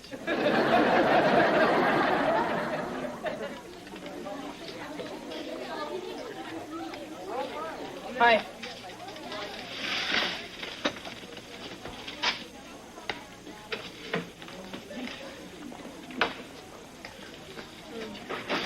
Hey, Owens. Looks like you and the Jolly Green Giant had a falling out. Yeah, looks that way to me, Ernie. I think you owe us a little apology. Yeah, a little apology. And a lot of money. So what do you say, buddy? Yeah, what do you say, buddy? I'm sorry. Owens is sorry, Lewis. You sorry, Owens? Yeah. I'm sorry Lenny's too nice to use your ugly face for a battering ram. You're asking for it, pal. Oh, I'm real scared, worm lips. You must want to die, Owens. Better than smelling your rat breath. Throw him through the ceiling, Ernie. Go ahead, do it. Listen to your stupid little slave. Hey, you're bothering my lunch. I didn't know you were still eating. I'm always still eating.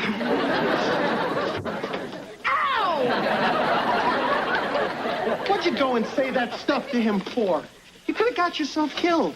Maybe I deserve to. Sorry for treating you so lousy. Everyone treats me lousy. I'm just a loser. You're not a loser. I am. Huh? All I wanted was to save my own butt. I used you, just like Mr. Lodge. And you fell for it, because you're a big, dumb, nice guy, just like Moose.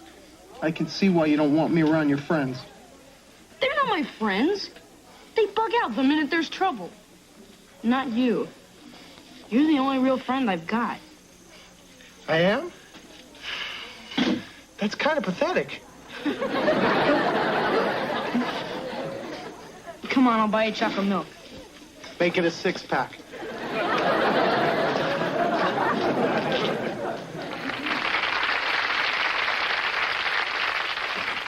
Take the dumb VCR so you can watch your stupid jock interviews all day long. And you can keep the stove. You don't know how to use it anyway. Hi, what's going on? So you two all set for the big race? Forget the race. Your father and I have something to tell you. We're getting a divorce. What? I will decline spousal support in return for 70% of all community property. 70%? That's it, Buster. Take it or I'll see you in court.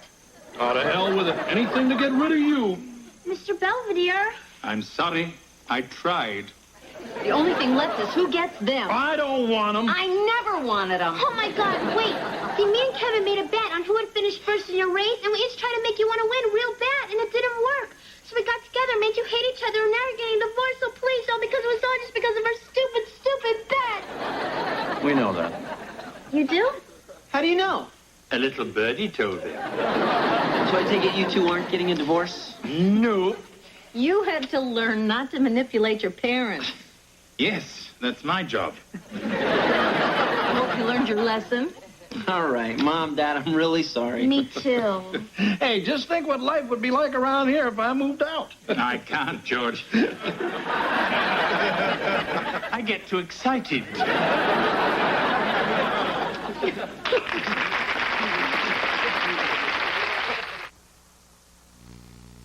Mr. Belvedere will be right back. Kevin and Heather do appear to have learnt their lesson and have leashed the dogs of war. George, however, tripped Marcia in the charity race and beat her handily. My, is she angry. Perhaps George will be leaving after all. We can but hope. Lenny has helped teach Wesley that friendship is a two-way street. And speaking of two-way streets, Lenny presented me with a valued gift in thanks for all the goodies I've prepared for him.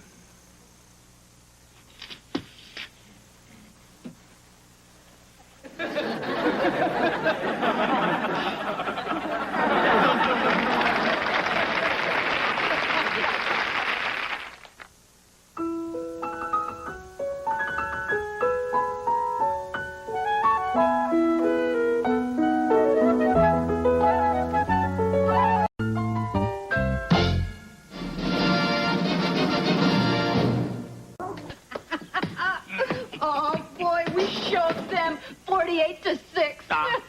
But they did their best, so let us not gloat or act superior.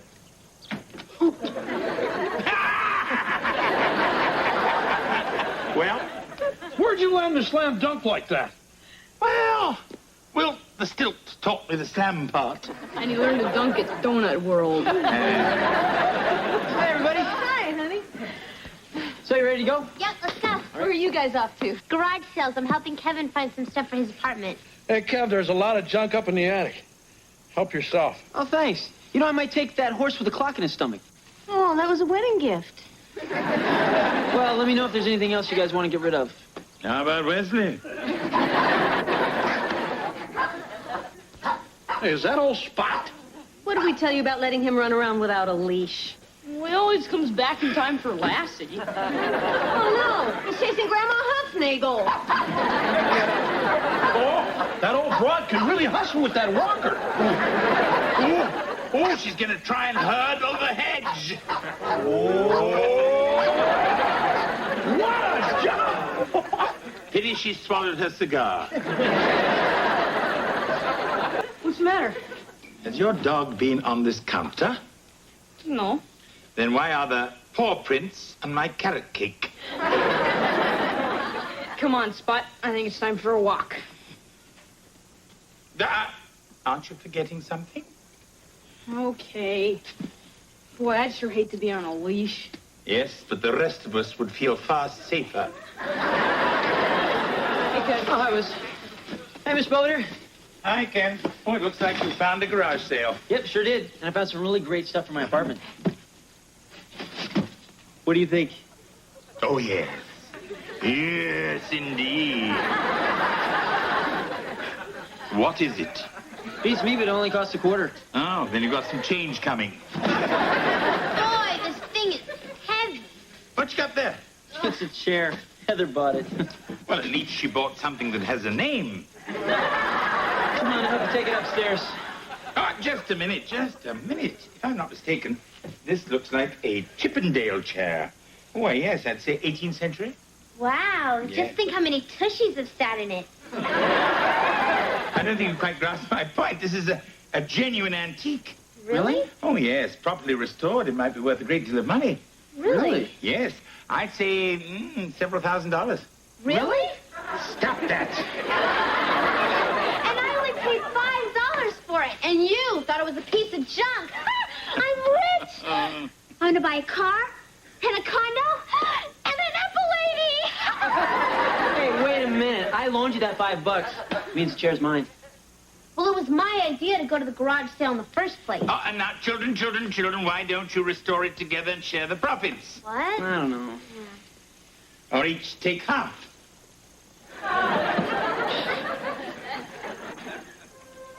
Opera, ballet, Shakespeare. Geez, 64 channels and there's nothing decent to watch. Well, then why don't we just talk? Okay. Mom, Dad. Go do your homework. I don't have any homework. Excuse me, I'm sorry. I don't think we've met. I'm Marcia Owens, and this is my husband. This isn't a social call. I found your dog in my yard, hanging around my prize poodle, Fifi. Well, maybe you wanted to buy her a drink. You don't seem to understand. I've paid over $800 in stud service. Then why are you in such a bad mood?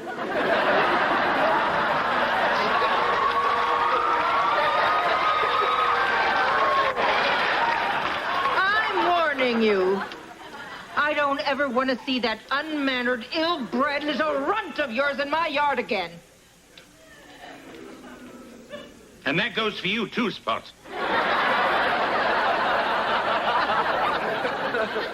You are about to be put in the hands of a true professional.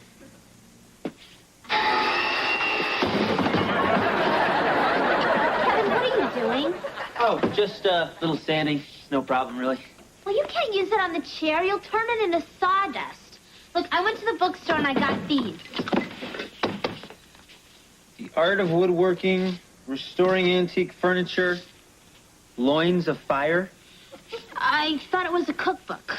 Yeah, well, why don't you find the recipe, and I'll take care of the chair. Look, Kevin, this chair is worth a lot of money. If we're going to refinish it, we're going to do it right. Now, we start with this. What do you want me to do, brush my teeth?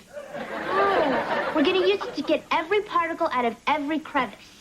Well, why don't we just soak it in Efferdence? Boy, you should have seen it. Spot saw Fifi and took off. Dad chased him across the park, through the duck pond, and finally caught him in the garbage dump.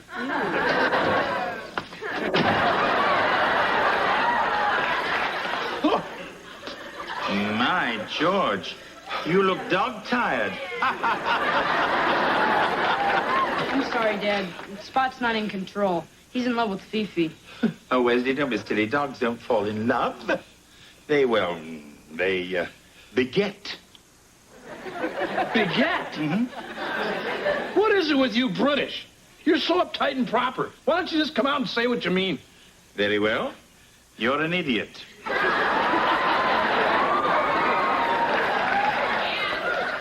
You know, we really should get him fixed. Good idea.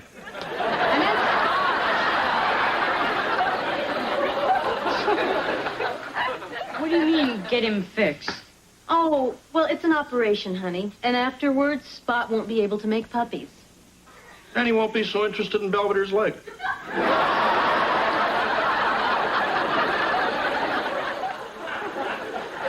Okay, I guess this is for your own good.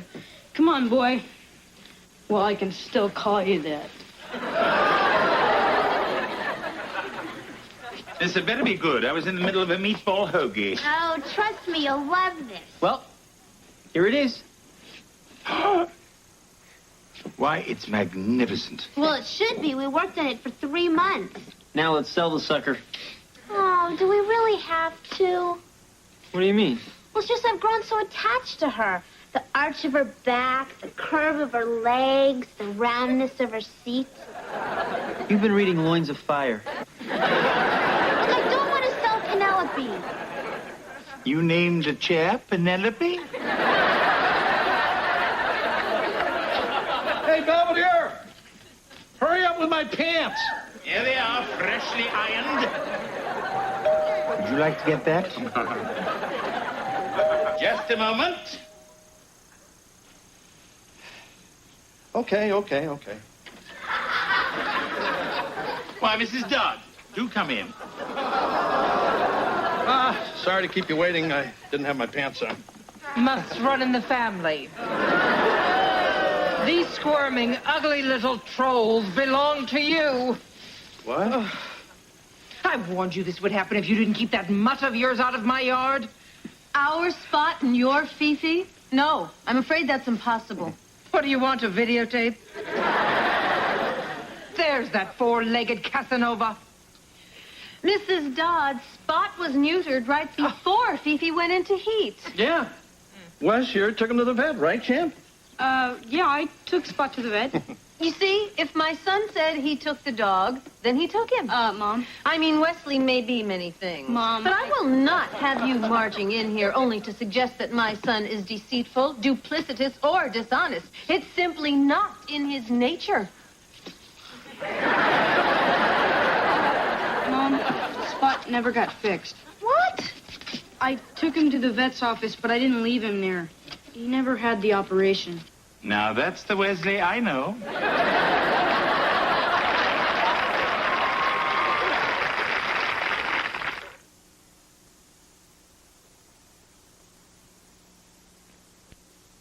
Wes, why didn't you get the dog fixed? Dad always said if it ain't broke, don't fix it. Look, I took him to the vet's office, and the lady behind the counter was about to take him, and then Spot gave me this look. What look? This look. Wesley, the dog was just nervous, and I don't blame him. Hi, guys. Hey, Kevin. Hey, who's puppies? Spots. He made whoopee with Fifi. Way to go, macho pup. I mean, bad Spot. Bad. Look, from now on, I'll keep him on his leash, and I won't let him go near any girl dogs, I promise. Oh, guess again, mister. This dog's going to the vet's right now. But, Mom... Believe me, it's for the best. Well, what if it's against his religion? Hey, come on, pal. The dog's got a religion. What about Saint Bernard's?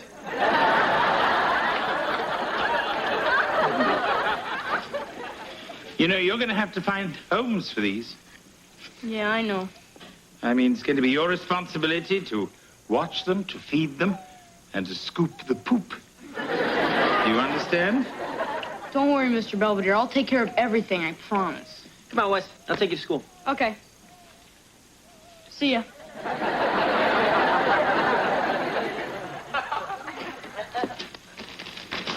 I distinctly told you to stay in your box. Are you trying to vex Mr. Belvedere? Hey, Belvedere, look who I found eating your ding-dongs. He had that cream filling all over his face, just like you get. Today has been a slice of heaven. Look out! That was pretty close. You almost made a puppy pancake. Thank you, George. I'm so relieved. Think how he feels. Hey, Dad. Hey, Mr. Belvedere. Hey, you found homes for any of these dogs yet? Well, I asked around at school, but everybody I know already has a pet. Except Miss Ryan, who said if she wanted a hairy beast in bed, she'd get married again. Well, you better get with it, pal. I will. I guess these guys were in a lot of trouble today, huh? Yes, but I decided to look on the bright side, keep a positive attitude, and one day, get even.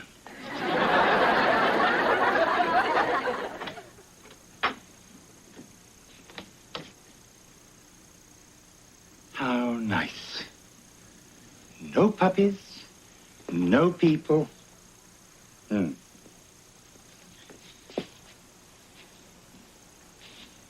Ah.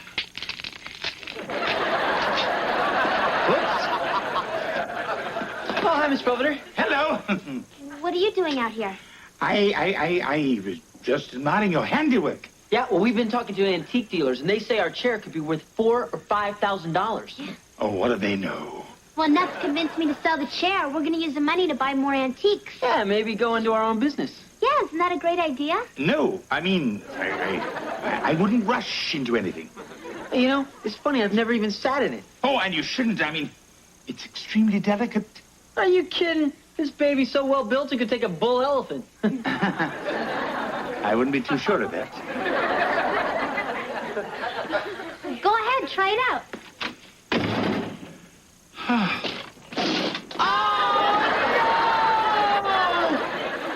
So there's 2 outs. It's the bottom of the 5th, and Manny Sanguian steps to the plate. He starts scratching himself. That's something ball players and you guys have in common. Anyway, so as he gets up to the plate, steps Look at that. The vet said he's gonna be fine. Now remember, boy, you're supposed to take it easy for a couple of days. Oh, I'm sure glad that's over. I don't think it's over. What about these guys? You mean Larry, Moe, and Curly? Yeah. You know, you found homes for only 2 of the puppies. So? So we can't keep them forever? What am I gonna do? Well, maybe you could try running an ad in the paper. Huh? Well, you know, something catchy like, hurry up and adopt a cute little mutt before it gets squashed under Belvedere's butt.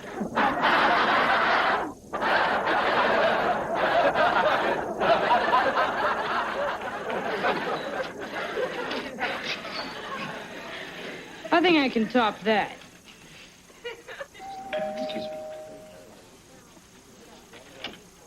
Hello. We've come about the ad for the puppies. Are you Wesley? Bite your tongue. Hi, Mr. Belvedere. Your ad has had quite a response. What did you say? Oh, nothing special? So when's the drawing for the cruise? What cruise? Well, it says adopt a puppy and you could be the lucky winner of a free cruise to the Bahamas aboard the SS Belvedere. Is that a big ship? I'm sorry, there is no cruise. It was just a ploy to get you here. But I've already bought my bikini. What about the free prizes? Yeah, the color TV, the satellite dish. My very own butler for a week. Wesley. Well, okay. So there's no cruise and no prizes. But look at these puppies. Wouldn't you like to have one? Oh, come on. They're real cute. And they'll make really great pets. I'm so sorry about your bikini.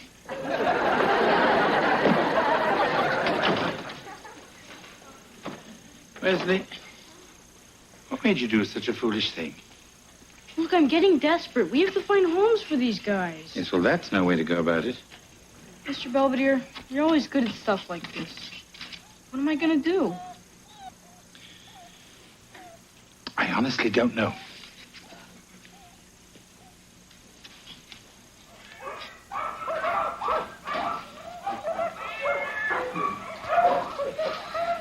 Well, I guess this is the animal shelter. That's right. You find some strays? Not exactly. See, my dog Spot met this other dog named Fifi, and they sort of got together. And they weren't into family planning. Right. Anyway, this is Larry, Moe, and Curly. I think you mean Larry, Moe, and Shirley. Oh. Well, I only found homes for 2 of them, and I figured maybe you could help with the rest. Well, we'll keep them as long as we can. And then what? Here. You fill this out. Everything's explained on the reverse side. And I'll make sure they get in a front cage so everyone will see them. Thanks. Can you give us a minute? Sure.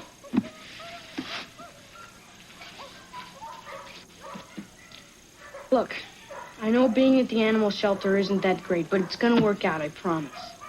Now, whenever someone comes to look for a pet, do your puppy thing, you know, jump around, chase your tails, trip over each other.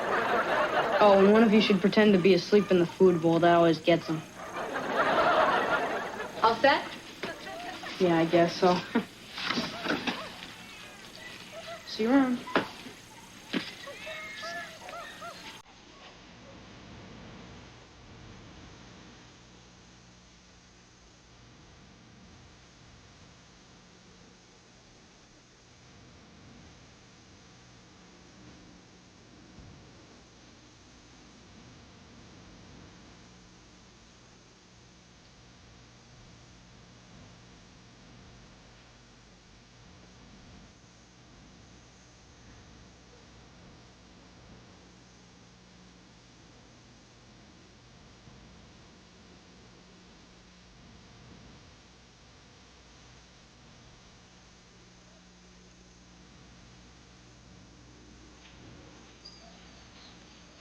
Hi.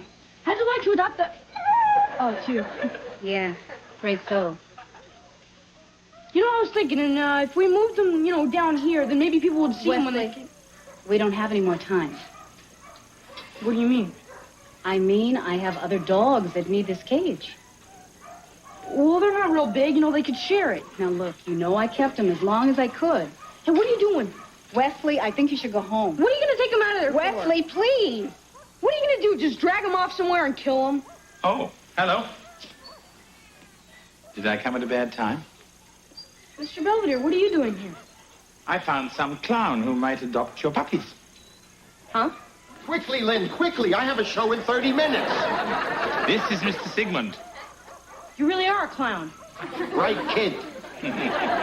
Mr. Sigmund uses dogs in his act, and he's looking for some puppies that he can train to take over for the older dogs. Are these the puppies that you were telling me about? That's right. You're real neat, Mr. Sigmund. Well, I don't know. They look kind of runty to me. Actually, they come from a very good bloodline, which is more than I can say for the people in the family. Oh, Spot. Here, boy. Spot! Wesley, why don't you have Spot show Mr. Sigmund some of his tricks?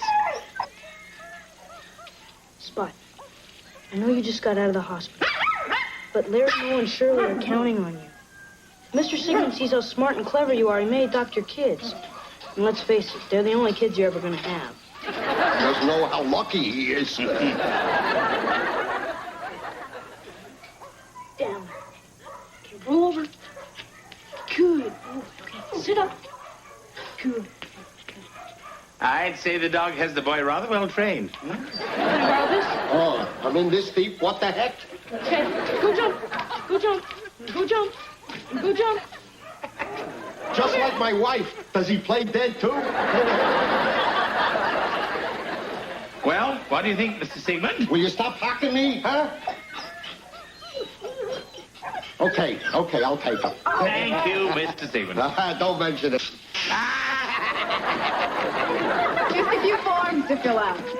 Oh, I knew we'd find homes for him. Thanks, Mr. Belvedere. Yes. Well, I suppose they're luckier than most.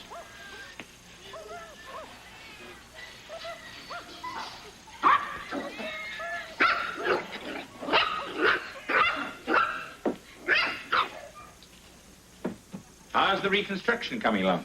Oh, not so good. It is one of a kind, isn't it?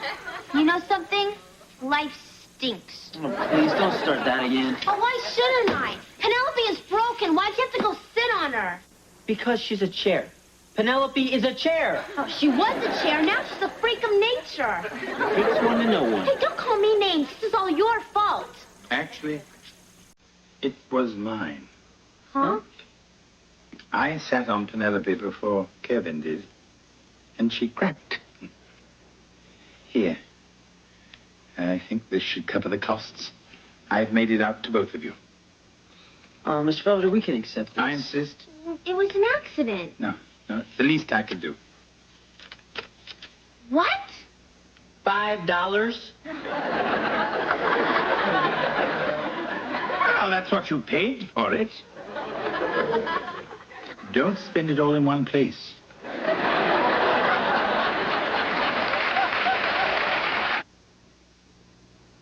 Mr. Belvedere will be right back. After coming face to face with the sad plight of unwanted pets, Wesley has begun to urge all of his friends to have their dogs and cats spayed or neutered. Spot is living proof that it makes for a happy and healthy pet. Wesley, get down here. Spot buried Grandma Hufnagel's teeth. It's nice to see he hasn't lost any of his old charm.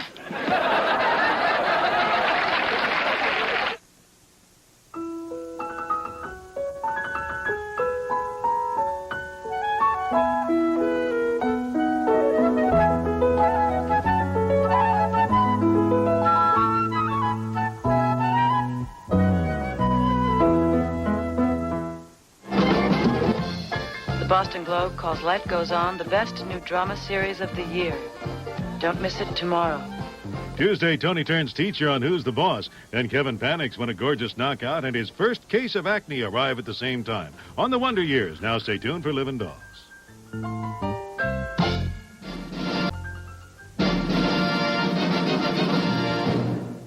Celebrity midget wrestling. Oh, come on. Can't we watch something good? Oh, none of your slasher movies. I just ate. You know, we finally get a chance to spend some quality time as a family, and all we do is fight about TV. You know, Mom's right. Let's play Monopoly. Nah, Wes always gets the top hat. Well, let's spend our time relating. We can talk about our hopes and dreams and aspirations. I hate that. George, is there anything you do like? Well, since they turned my country club into a bird sanctuary, I've been looking for a good poker game. What do you say? What channel is midget wrestling? Hello, Kevin. Hi, Mr. Belvedere. How's life treating you? Not so hot. I have to take this stupid humanities requirement. The only course left open is India, the subcontinent, 1830 to the present. But, Kevin, India is such a fascinating culture. I should know. I live there. Oh, yeah? Well, if it's so fascinating, what are you doing in Beaver Falls? Do you realize how much our language owes to India? While wearing my calico pajamas, I stepped onto the veranda of my bungalow to watch the sun setting over the jungle. What'd you do then? Make a pass at an elephant?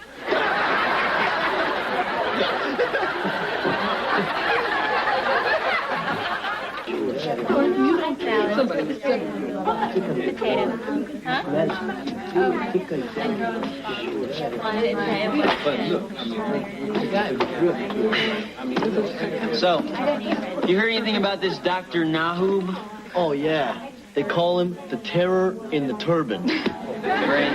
My roommate took his class. Right before the midterm, she had a nervous breakdown, and now she's a Moonie.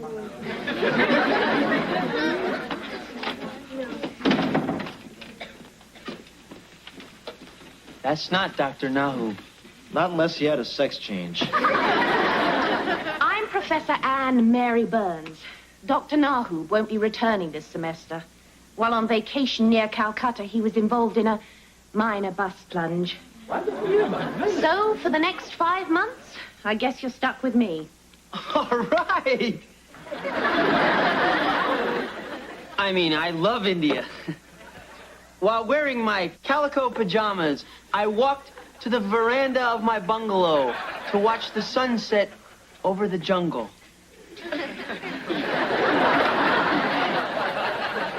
Okay, now if 3 of a kind beat 2 pair, what do 3 pair beat? You can't have 3 pairs, you dummy. You only get 5 cards. Hey, Wes, give me a break. I've never played this before. Except a long time ago when I played strip poker with Billy Hudson. I won. Okay, let's make this more interesting. Deuces, red sevens, and one-eyed jacks are wild, and if you get the joker, you win a cupcake. Yeah, okay. Only a woman would play that way, Marsh. This is a man's game. You gotta learn to play like a man. Fine, I'll scratch my stomach and belch. Oh, okay. Who wants cards? Kitten? I don't care. He wants to know how many. It's none of his business. He's the dealer. You have to tell him. Hey, will you guys knock it off? Okay, I'll take 3. That's more like it. Look, the important thing is we're a family, and we should be glad to have this time together. I got 4 aces! Wes, I got 4 aces! I'm out of here. Tomorrow, we'll cover the role of the goddess in Indian tradition. All right, I've graded your papers, and you can pick them up from Giselle on the way out.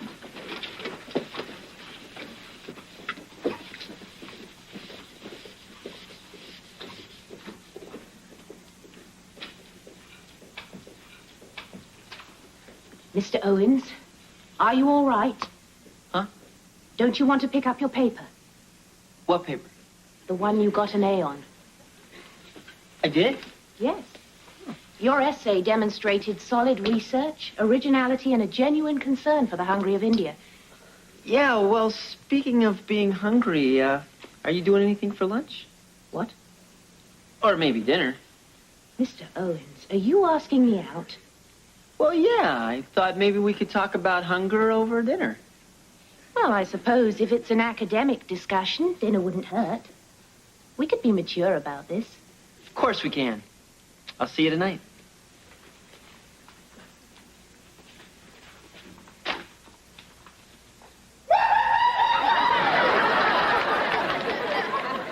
Do you guys realize we've been at this for 3 hours? Come on, George, we're just getting warmed up. Okay, Heather, I'll see your 5 toothpicks and raise you a bottle cap. And I will see your bottle cap and raise you a turkey baster. I have a question. What's it called when you have 5 cards in a row, all in the same suit? A straight flush. That does me in. Me too. Wow, and all I have is a pair of 4s. Well, what about the straight flush? Well, how am I going to learn if I don't ask questions?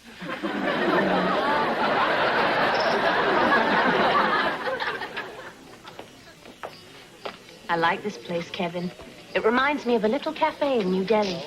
Have you been here before? Oh, sure. I come here all the time. Oh, then what do you recommend? Kirat amar, sabji moli? The number 1 looks good. Hey there, Sahib. Listen, can we get some silverware, please? If you'd like. Well, sure we'd like. I mean, what are we supposed to do? Eat with our hand? We are? Don't worry, sir. A towel will be provided. A beach towel if you need it. I adore Indian bread and chutney. You can really taste the ginger root. Hey, easy, Kevin. It's quite spicy. Hey, you're talking to the chili dog king of Beaver Falls. So, how long did you live in India anyway? Most of my life. My parents moved there from England when my father got a position at the university. I was only 6. I remember what a wondrous sight it was. The ladies in their colorful saris, the exotic music, the mystical ceremonies, the smell of incense. Kevin! I'm dying! I'm dying! I'm not choking! I'm on fire!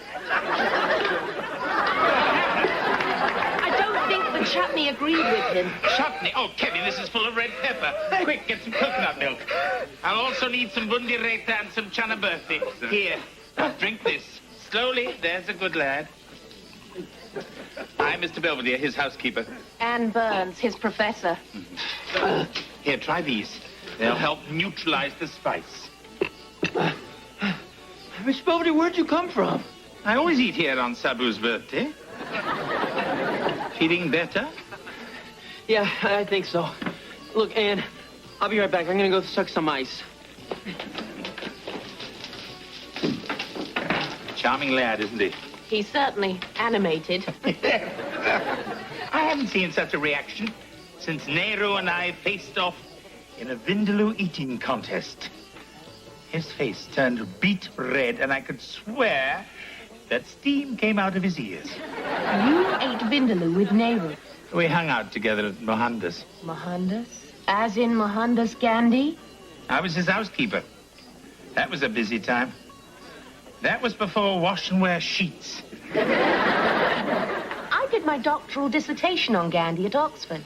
Oh, really? I was at Oxford, too. It really is a small world. Well, I'm back. Thanks, Mr. Belvedere. Oh, don't mention it. Oh, well, I'll leave you two alone. It's been a pleasure. What an interesting man. Oh, yeah, he's okay. So, this Vindaloo looks good. Full house. Read 'em and weep. Hey, big guy. Want to join in? Thanks.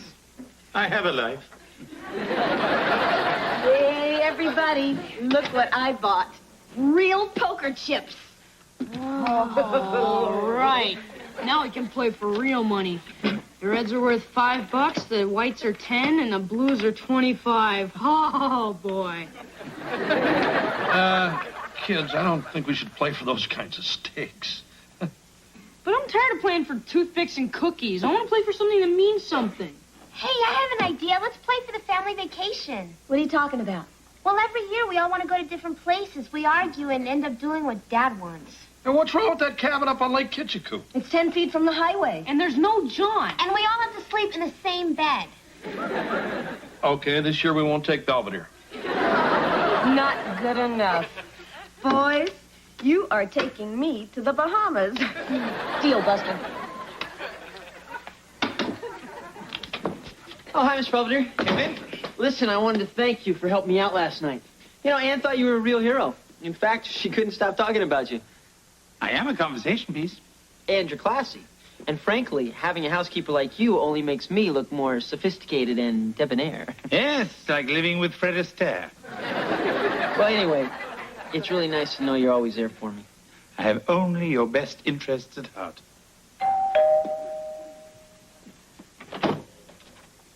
Hello, Lynn. Ready for the opera? Yes.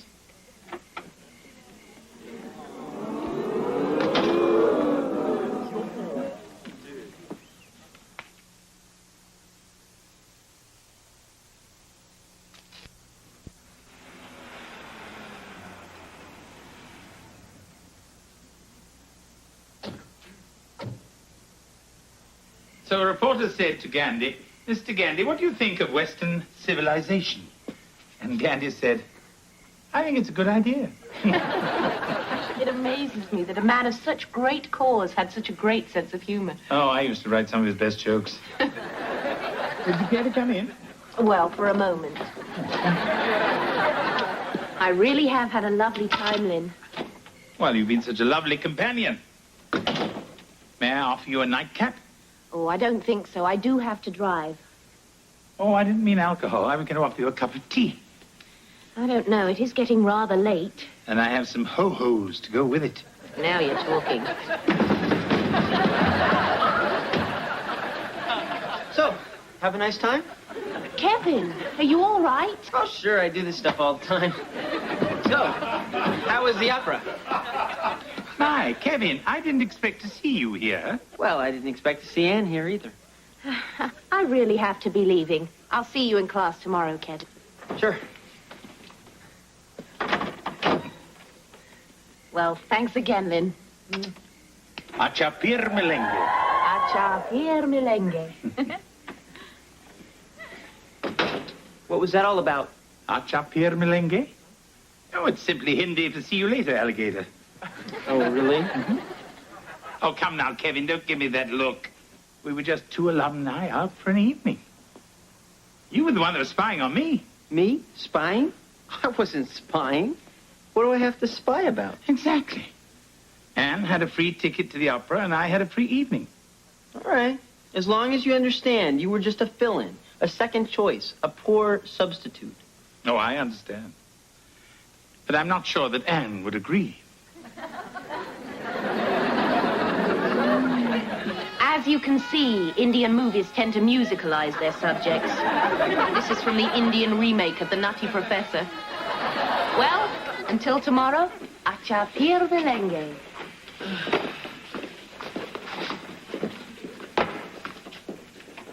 Kevin, is everything all right? Sure. I mean, no. I'm just a little confused about your date last night with Mr. Belvedere. It wasn't a date. We just had dinner and saw an opera. In America, we call that a date. Besides, I thought you and me had something going. And I thought we'd agreed it was just going to be an academic discussion over dinner. Okay, how about if we do something just for fun? We can go see an Indian movie like Passage to India or Indiana Jones. In Britain, we call that a date. Works for me. I'll pick you up at 7. Call. Aces up 7s. 3 ladies. Drew the deuce to the low end, straight tough cookies. Wesley, you shizzler, you have that deuce up your sleeve. Stop whining, bluff breath. Hey, what's going on? I thought the game was over. Not now, George. But Wes won. I mean, he's making us take a 2-week tour of federal prisons. Right. Now we're playing for the station wagon. Yeah, I already bagged the VCR. Well, don't you guys want to go to the zoo or something? I mean, get out of the house. Boring. Your deal's slick and keep both hands on the table. George, don't stand there like a schmo or you win her out. Listen, I'm sorry again about old Calcutta. I really did think it was about India. That's okay. It was very revealing. Anyway, it's nice for a change not to talk about India. Well, this is it. My, what interesting decor. Yeah, authentic early American garage sale. Well, this is my gumball machine, and these are my drums. This is my spiral staircase. This is Mr. Belvedere. Mr. Belvedere. Hello, Kevin. Since you just finished dinner, I thought you might need a clean shirt. Hello, Anne. Lynn? You really didn't have to do this, and I mean it. Perhaps I should go. Oh, no, don't go. I've made you, Kevin, a little snack. Some bundi laddu. Bundi laddu? Bundi laddu? Yes, delicious almond and raisin puffs. I'm allergic to raisins, and you knew that. Excuse me. This is all a little strange. I'll see you in class tomorrow, Kevin. You too, Lynn. What are you talking about? Oh, Anne has asked me to lecture your class on my life in India. Didn't I tell you? I guess you were too busy making bundi laddu. Come on, Ann. I'll walk you to your car. Well, what am I going to do with all this? Guess. Well, class, today we have a special guest. Snore. Lynn Belvedere has lived Indian history. As a young man, he was confidant to Gandhi and Nehru. Yeah, he told Nehru his jackets would be a big hit. With no further ado, I hope, I give you Lynn Belvedere. Thank you, Professor Burns. I'd like to begin by relating a famous Indian fable about a mongoose and a python. Oh. So when India declared independence from Britain, it was the beginning of a new era of democracy. Thank you. Thank you, Lynn. I'd now like to open the session to questions. Anyone? Yes. What was the major reason the subcontinent divided into India and Pakistan? Well, religious hostilities made it necessary to divide the country to prevent further civil disturbances. Do you have something to add, Mr. Owens? Yeah. You say you were Gandhi's housekeeper. Well, why was he always fasting? It was his way. You sure it wasn't your cooking? Well, looks like our time is up. Just when it was getting good. Thank you, Mr. Owens and Mr. Belvedere, for your uplifting debate. Well, I trust you two are proud of yourselves. I want you to stop acting like little children. He started it. I certainly did not. Did too? I guess this is as much my fault as anybody's. I suppose it was just a matter of time before this happened. Huh? And the only solution is that I won't see you. Oh? Lynn, I think you're brilliant, wise, and every bit a gentleman. And I'll always treasure the time we spent together. Kevin, you're young and vigorous and adorable. And I will see you again. Great. In class as a student. Acha Pierre Melenge.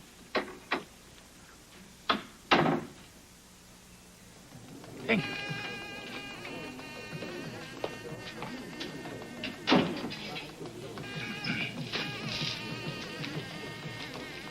Is this tea taken? No.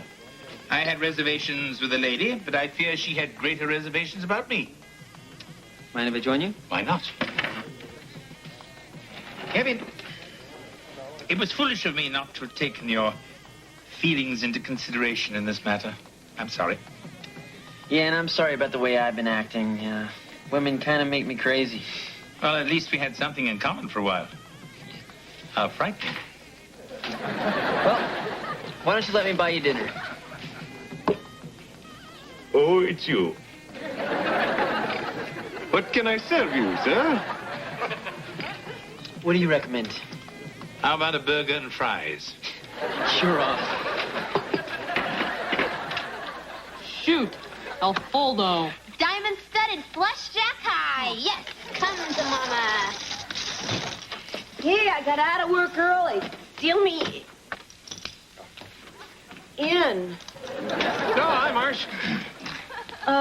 George?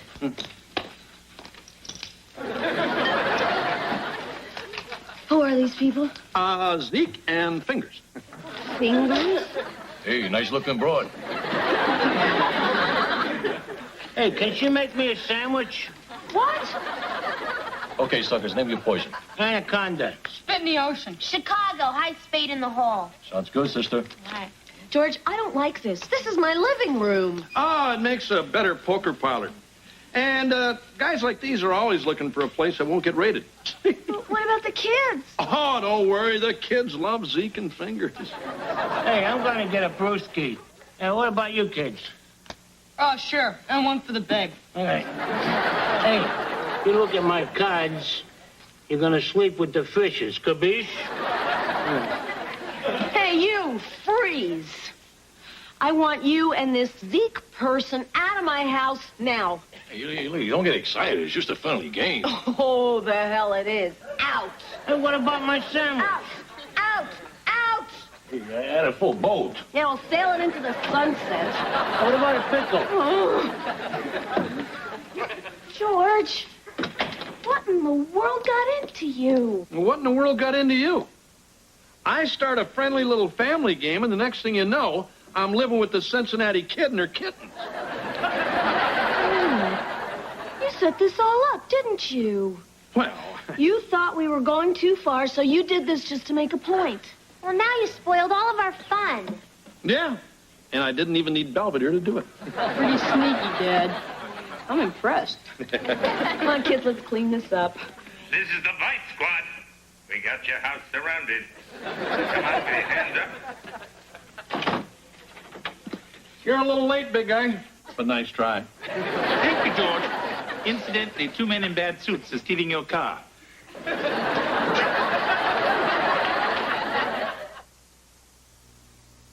Mr. Belvedere will be right back. The Owens' foray into family gamesmanship has left them exhausted, and they've happily retreated to the security of television. My competition with Kevin proved just as disastrous as one could have predicted. I'm not going to prolong the point, but I'm sure Anne liked me better. Perhaps we'll meet in the next life, and I'll find out. If there's any justice, Kevin will come back as a duck.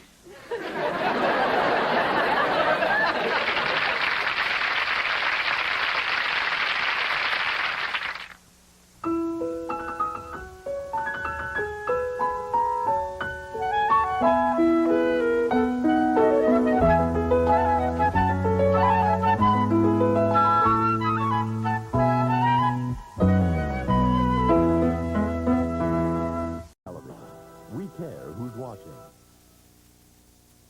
I can't believe it. Is my little girl actually reading a college catalog? Knowing her, she's probably just looking at the pictures. I am not, you little dweeb. Hey, Mom, check out the men's swimming team. Now, Mrs. Owens, remember you're already married to a strapping hunk of a man.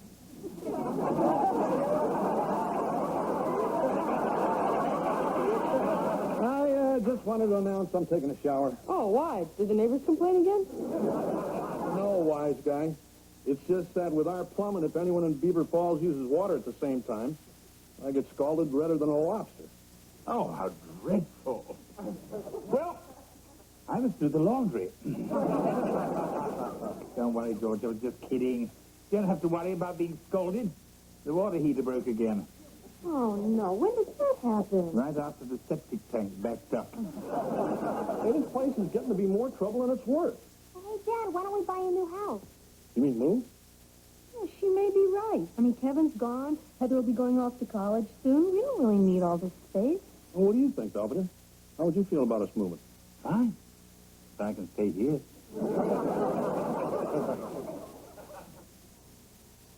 It's in Amityville, and the walls ooze with blood. Brand new, sunken living room, skylights, cathedral ceilings. Yeah, there's even a special place for you, big guy. Oh. A guest room out back? No, a walk-in pantry. Now all we have to do is sell this place. I guess we better start lining up a realtor. Well, who needs a realtor? You're a lawyer. You can handle the paperwork. You know, you're right. We can sell this place ourselves. What could possibly go wrong? I love it when they say things like that around here. Kevin, this is such a perfect evening. Romantic music, flickering candles. Yeah, and best of all, it's just the two of us. Alone. Kevin! Who is that? It's my neighbor. Oh, and don't be surprised if she's dressed like Barbara Eden. They're after me. Who's after you? Excuse us. Now, come along. Hey, wait a minute. Well, what's going on? Who is it? My friend, the kidnapper. Please, I'm sorry about this. I'm Paul Cicchini. This is my wife, Madge. Oh, hi, I'm Kevin Owen. And this is my friend Monique. Hi. Hello.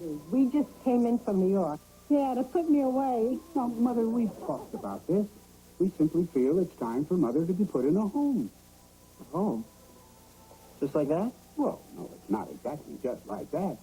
She's going to be 90 next week. Oh, really? Happy birthday. Ah, shut up. Mother, it's a lovely retirement community right here in town with lots of activities. Golfing, swimming, hiking. Why don't you take a hike? Kevin, help. Oh, look, are you sure about this home thing? Well, it's just that we feel that Mother should be looked after in a more supervised surrounding. Well, you could try it, Miss Cicchini. Who knows? You might even like it. We're sorry to intrude on your evening. Say goodbye to Kevin, Mother.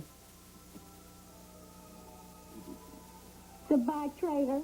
Goodbye, Miss Cicchini. I'll come visit you. So, where were we? Is it ever going to stop raining? Perhaps you should consider buying an ark. And we've been sitting here 3 hours and not even one looky-loo. He said it was going to be a piece of cake. Speaking of cake, when are we going to eat? Yeah. No eating. I don't want any crumbs in this house. Hear that, Heather? None of your boyfriends can come over. Yeah, well, if you're here, the house won't pass pest inspection. Hey, kid, knock it off. Oh, my gosh. I can't believe it. Someone's actually coming up the walk. Battle station. Everyone act normal. Well, there's the first time for everything. Welcome to our lovely home. We hope you find it warm and cozy. Sure, why wouldn't I? It's only you. Nice to see you, too. Was it something I said? What brings you back, Kevin? Miss Cicchini. Was she busted for belly dancing? Worse, her son came and dragged her into some retirement home. I tried calling her, she won't even come to the phone. Well, she's probably entertaining in the jacuzzi. I'm really worried about her, Mr. Belvedere. Come on, let's go cheer her up in the rest home. Good idea, Kevin. And if I'm lucky, they can put me up for the weekend.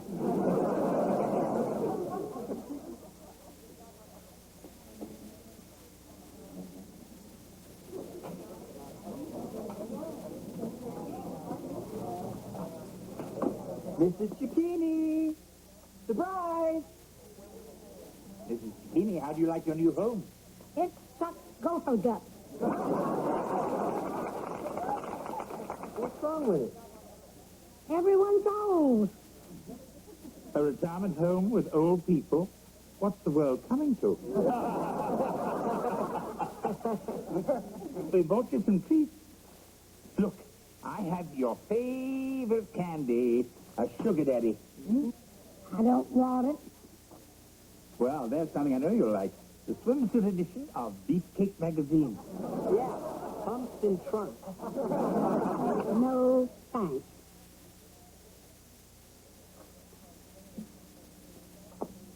Belvedere, I've never seen her so down. This is worse than I thought. Well, there's always one thing that perks her up. What's that?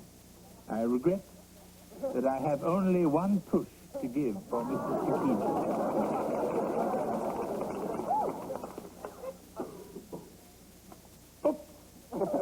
Why, Mr. Belvedere, you dropped your candy. Oh, so I did. I shall have to bend over to pick it up. I'm bending over. Aren't you going to pinch my bottom, Mrs. Zucchini? Weirdo.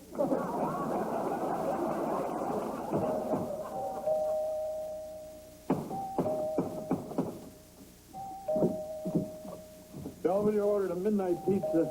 He's fired.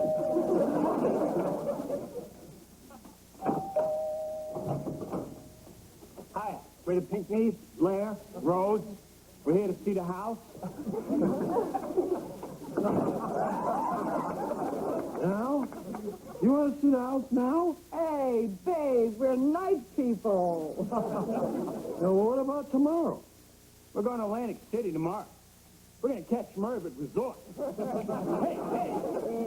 Anyway, your sign says open house. If it's not open, I call that false advertising.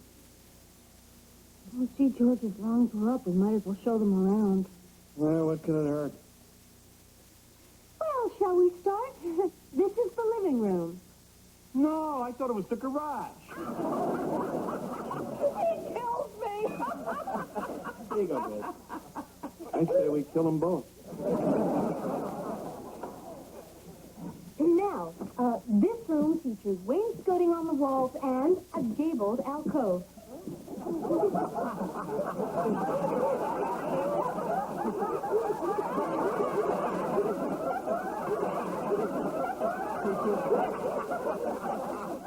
What's going on?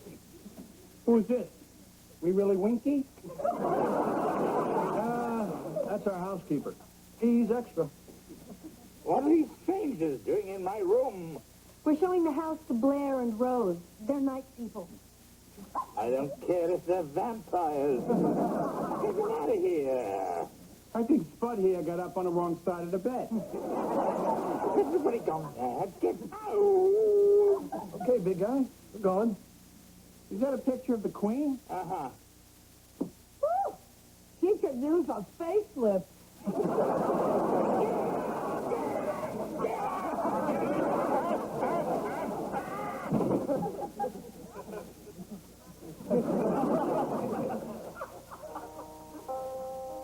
Wasn't the movie romantic, Kevin? It sure was. I mean, the way that French soldier got up from the trenches and ran all the way back to Paris just to be with the woman he loved.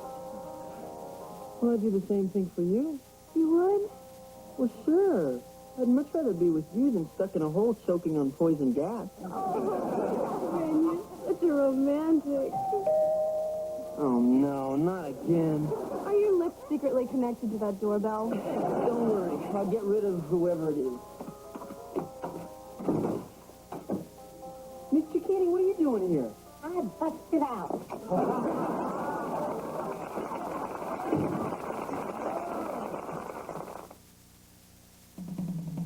I'm a lamb.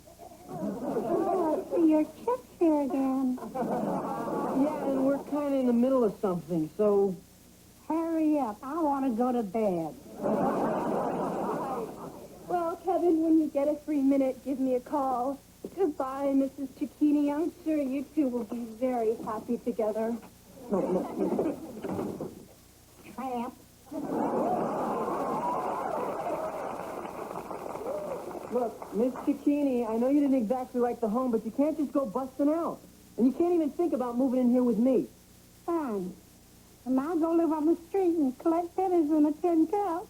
All right. Look, you can spend the night. But only one night. That's what we all say.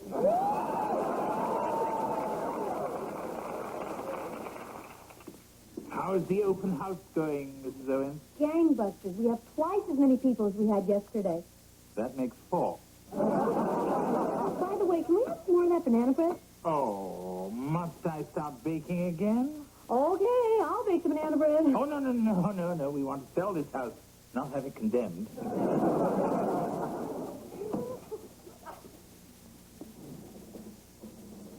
Let's try a shortcut.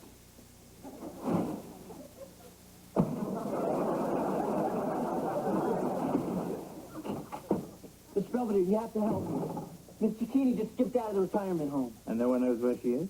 Worse, she's living in my place. Oh. It's a nightmare. She's got doilies everywhere and little flowers, and she's picking out new drapes. Good, you could use them. Does her son know what's going on? Well, no, I didn't want to call him until I talked to you. What do you want me to do? Well, she won't listen to reason. I thought maybe she'd listen to you. Thanks for the compliment. Well, don't just stand there. Let her son know what's going on. And after you've done that, turn over the banana.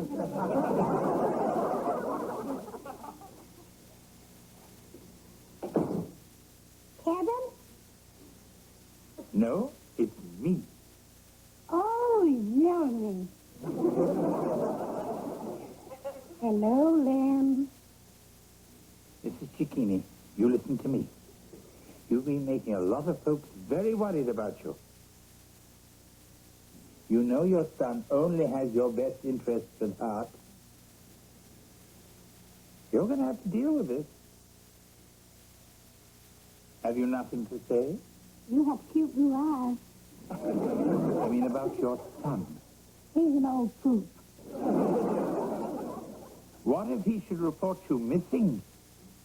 Let's make out. That was a glimpse of our luxury country charmer. If you have any other questions, please feel free to call. We'd love to hear from you and your charming wife. What a couple of geese. You know, it's funny. When I showed them my room, it was like I was seeing it for the first time. That's because you picked up all your junk off the floor and you were seeing it for the first time. No, I mean, I really began to appreciate how warm and friendly my room really is. Hey, I'm going to miss my room, too. Especially my view of Fifi Huffnagel's shower. You know, maybe this house isn't so bad after all.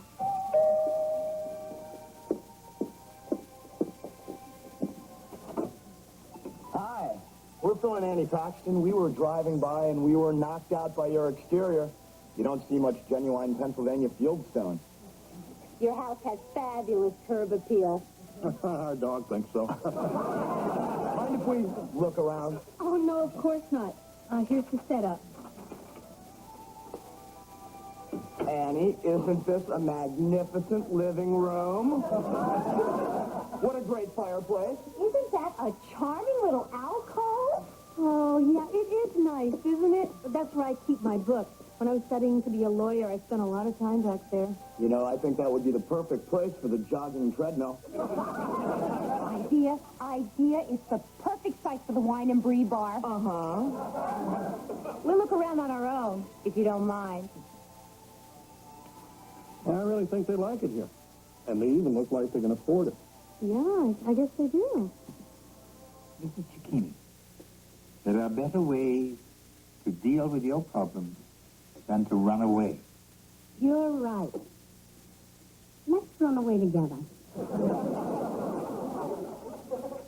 How's it going? Don't ask. Miss Cicchini, there's a couple people here who want to talk to you. Mother, we came as soon as we heard. Yeah, thank God this young man was nice enough to call and let us know where you were. Blabbermouth. We were worried sick about you. Who's this? Lynn Belvedere, my fiancé. Hey, congratulations, big guy. Kevin, don't be a twit. We're not engaged. We're just shacking up. Okay, Mother, that's it. Now, come along. You've just got to come with us now. No, You mind if I say something? No. With all due respect, I can picture your mother in a chorus line sooner than I could at home. What? She may be 90, but she's bright and spry. And has the libido of a 20-year-old. She's always kissing Mr. Belvedere's butt. I only hope I have half her energy when I'm her age. But she's living alone, and she told us there are muggers in the neighborhood. What about the danger? I'll go easy on them. Look, I'll keep an eye on her, I promise. I'll walk her to the store, I'll take out the trash. And from time to time, I'll stop by and drop something. She'll be fine. And if there comes a time when she does need a little more care, we'll let you know. Yeah. I'm sorry, Mom. I guess these folks know you better than your own son does. That's okay. Maybe because we live so far away and don't see you too much, we've been feeling a little guilty. That's all right, too. So the owner rented out your place. You got any idea where you want to stay?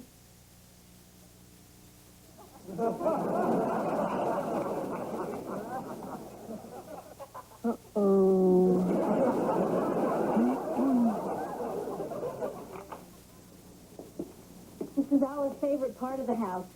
And if you're anything like us, you'll probably be spending a lot of time out here. You know, you're right. Perfect place for the hot tub. We'll have to get rid of that old tree. No problem. We'll have to tear it out. In fact, we'd have to tear out this whole patio. You tear out the patio? You know, I think we'd like to make an offer. Give us a minute, okay? I don't want a hot tub out here. George, I don't think that's going to be our decision. Hey, Mom, if people have a calculator out, I think they want to buy the house. Looks like it.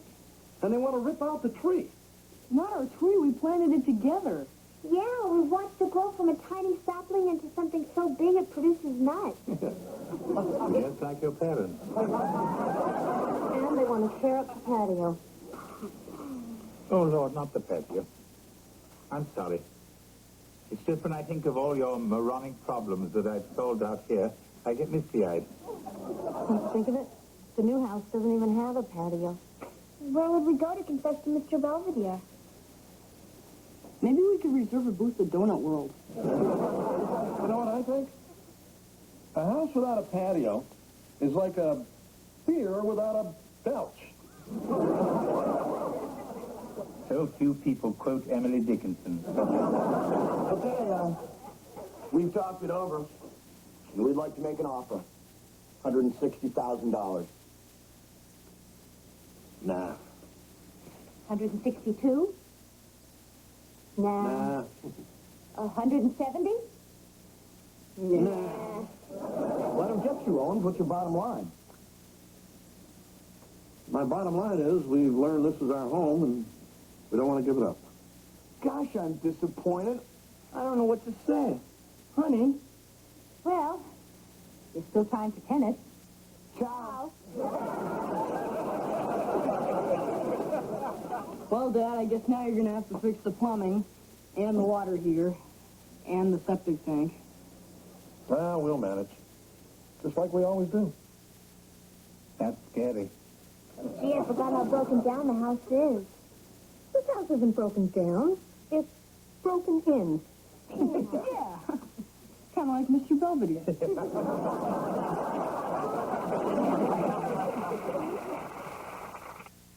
They found a home they love. It's the one they already have. And Mrs. Cicchini found a new apartment in her building, and will move in as soon as they install her waterbed. In the meantime, Kevin has placed her in a temporary residence.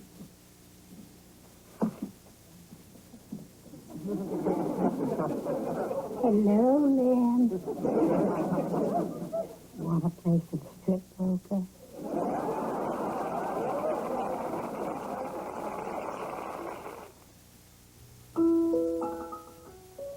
Tomorrow at 6 on Mr. Belvedere.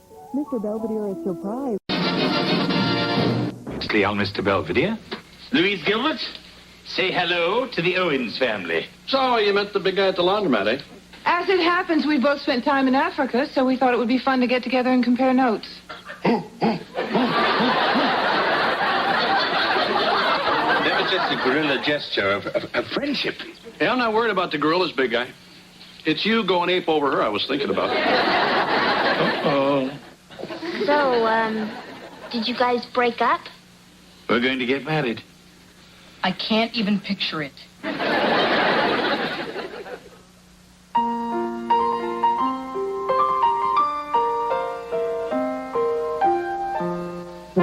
Streaks on the china never mattered before. Who cares when you drop-kicked your jacket as you came through the door? No one glared. According to our new rival, life is more than mere survival, and we just might live the good life yet. Did you say married? Yes, I suppose I did. Hey, what's going on? Mr. Belvedere's engaged. What? Whoa, way to go, big guy. Not her. Her. Congratulations. Thank you. So, who are you? Giselle. I was with Lenny, but now he's getting married. Well, I'm Kevin. I just got over the chicken pox. I'm single. Ooh, you're cute. Shall we go and make a toast to our commitment?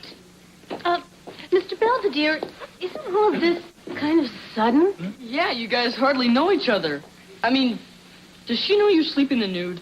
I know this might appear rash, but Lynn and I are kindred spirits. I believe marrying Louise will be the best thing I've ever done. Congratulations. Yeah, great. Thank you. Super. That's great. Thank you. Hey, wait a minute. What about us? Oh, my God, we're not losing you, are we? Well, this is what makes it so perfect. With Louise working in Pittsburgh, I can still remain as your housekeeper. Oh, so we'll still have your cooking and cleaning, and she gets stuck with your snoring. Yeah, we'll even keep your room open, big guy. Just in case you need a place to crash when Louise kicks you out of the house. Come on, let's go before George turns us into the honeymooners. Bye-bye.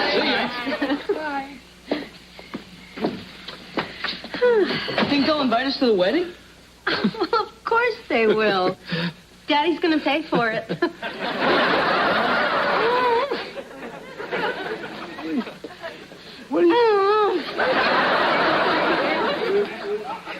So, considering all the options, I think the wedding should be at George's Country Club. Yeah. Make it around 4, will you? That way I can come right from the 18th hole. Why don't we have it in a sand trap? Then you won't have to make the trip. Actually, a country club sounds like a big affair. We were hoping for something more intimate. Well, hey, let's go to Vegas. Hey, wait a minute. I'm not flying everybody to Vegas. Well, how about Tahoe? Marcia! How about May I make a suggestion? Why don't we just have it here?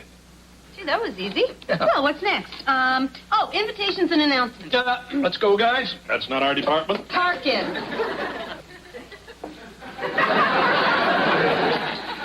Yes, honey buns?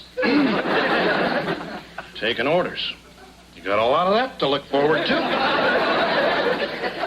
Louise, you know what I've been meaning to ask you? What's that, Heather? Well, with you being a professor and all and writing books on gorillas and stuff, are you going to change your name to Belvedere? Of course you will, Dr. Louise Belvedere. Well, to be honest, I hadn't given it much thought. What is there to think about? A woman doesn't just automatically give up her last name. Since when?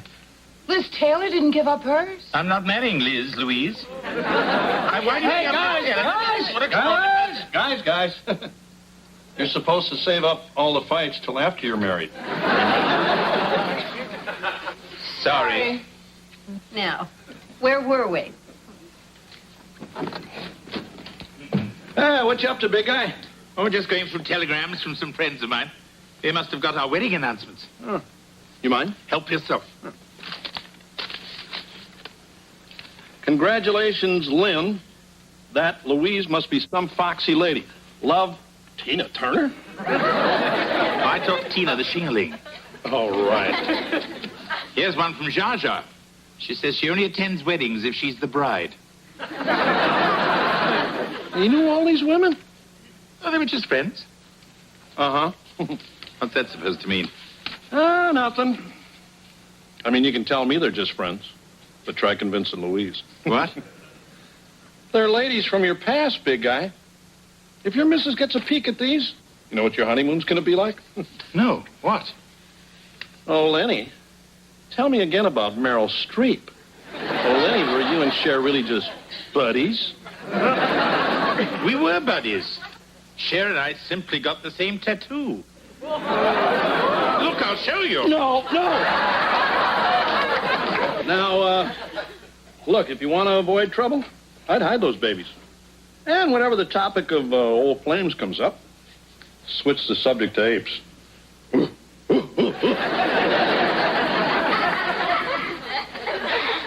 My wedding is only days away, and I approach the event with a happy heart. After all, Louise and I know the key to any relationship is patience and understanding. So I'm convinced our marriage will be a long and joyous one. Still, why does George keep painting us as the battling Belvederes? That could never happen to us. Could it? Hey,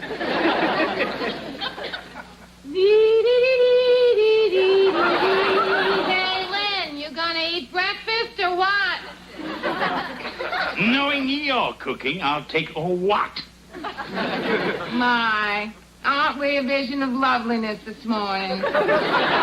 Speaking of loveliness, is that a new apron? It was on sale, Lynn. Sale? You don't see me running out to buy a new robe? That's because they don't make them that big.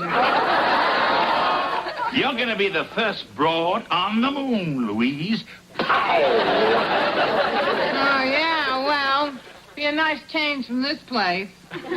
Maybe you would have been happier if you had married one of your apes. Maybe. But stupid me doesn't marry a chimp. I marry a chump. That's it. This is my castle. And from now on, I intend to be treated like a king. You want to be treated like a king? Like a king. A king? I said like a king. All right, Your Majesty. You want the royal treatment? Don't forget your crown.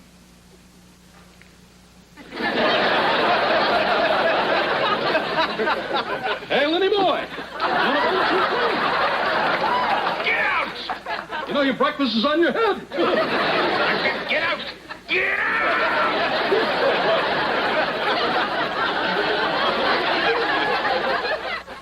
Well, there seems to be only one logical course of action. Run.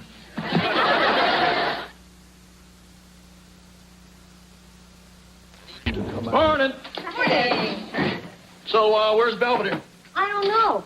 It's his day off. Maybe he's resting up for his wedding. Or maybe he and Louise are rehearsing for their honeymoon. Oh, interesting you people can be laughing at a time like this. What's your problem? Bye, everyone. Nice knowing you. P.S. All regards to Louise. Mr. Belvedere ran away? His clothes are gone and everything. Well, why would he just take off like that? Well, he probably got cold feet about getting married, and I wonder who put them in ice. Well, what did I say? What didn't you say? Well, I didn't say anything big enough to make that guy leave the house. Guys, can you fight about this later? I think we better find Mr. Belvedere. You're right. Let's split up and not a word about this to Louise. Right. I was in the neighborhood, and I thought I'd stop by and say hi to Lynn. Is he here?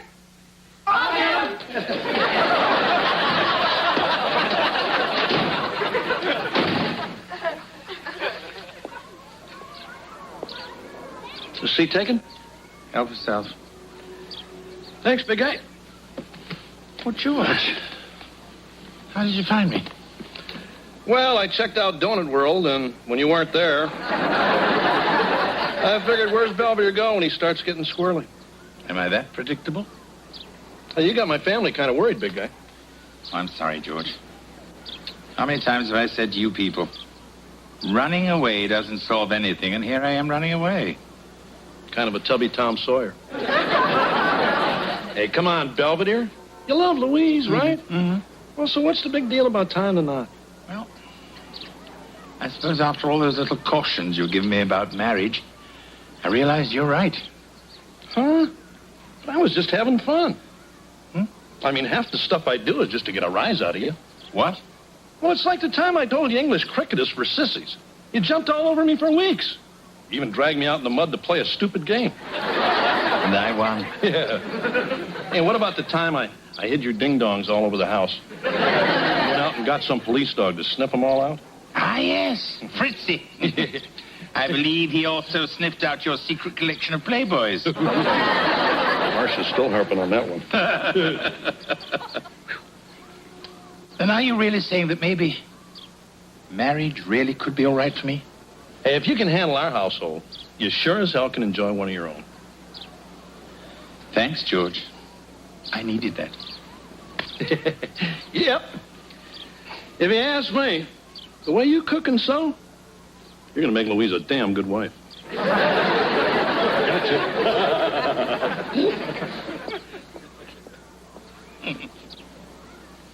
Okay, tomorrow I have a limo picking up Louise. I got your tux back from the cleaners. I ordered flowers for you guys. Oh, and I didn't hawk your rings. Wesley, I couldn't have asked for a better best man. You handled your duties with dignity and taste. Yeah, right. Hey, Mr. Belvedere. Now, what are you doing just sitting around the last night you're single? What? Hey, big guy. Hello, Mr. Belvedere. George, Skip, what are you doing here? Why aren't you doing the news at the station? We called in sick. Yeah? Figured we'd make a little news of our own. Oh, Wesley, you haven't arranged one of those wretched bachelor parties, have you? Well, it wasn't just my idea. On a clear day.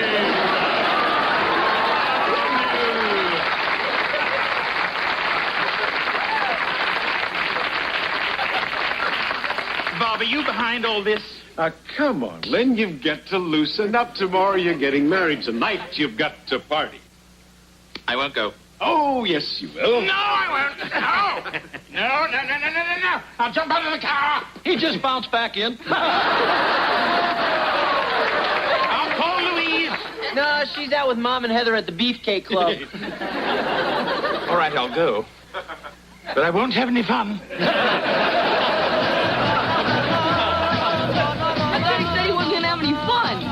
Maybe he has to go to the bathroom. Yeah, you learned all that stuff from watching Soul Train. Oh, come on. He's out there all by himself. I think we should join him. Party!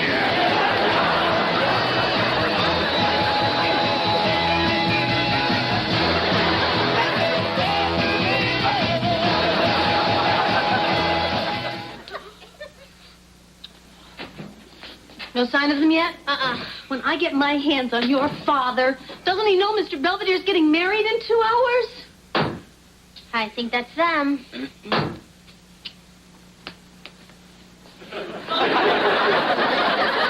Where have you been? I don't want to talk about it.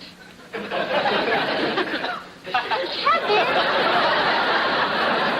Not now, okay?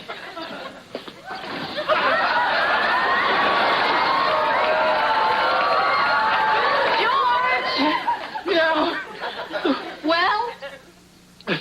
Hey, come on, Marsh. This is all Belvedere's fault. Oh. Well, first he gets us kicked out of the Steel Town Inn. Then he talks Goulet into flying us to Atlantic City. What? And next thing you know, Belvedere's leading a panty raid on some nurses' convention. Where's Mr. Belvedere now?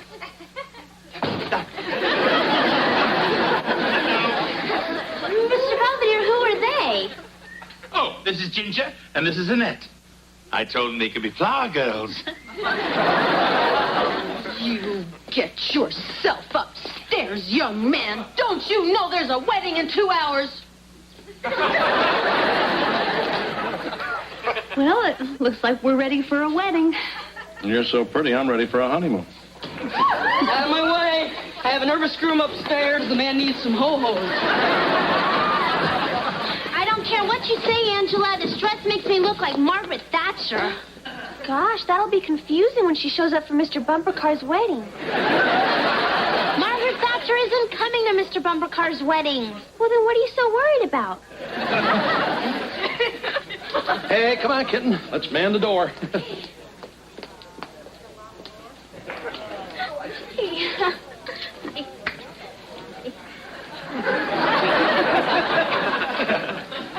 Who are they? Oh, you told me to invite the Shriners. I'm in Elliot and Paula Shriner up the street.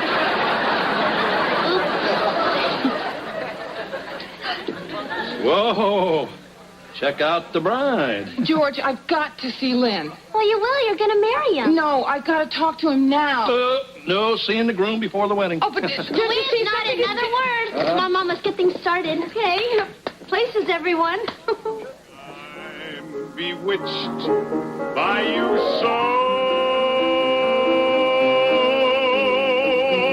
No, not in springtime, summer, winter, or fall.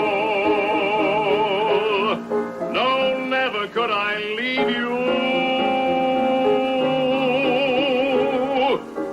at all.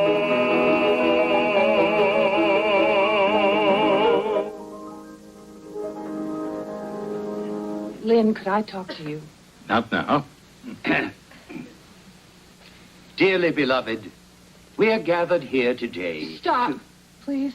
I'm sorry, but there's really something we have to talk about. Can't it wait? I'm afraid it can't. Oh. Ladies and gentlemen, would you excuse us for a moment? Chat amongst yourselves.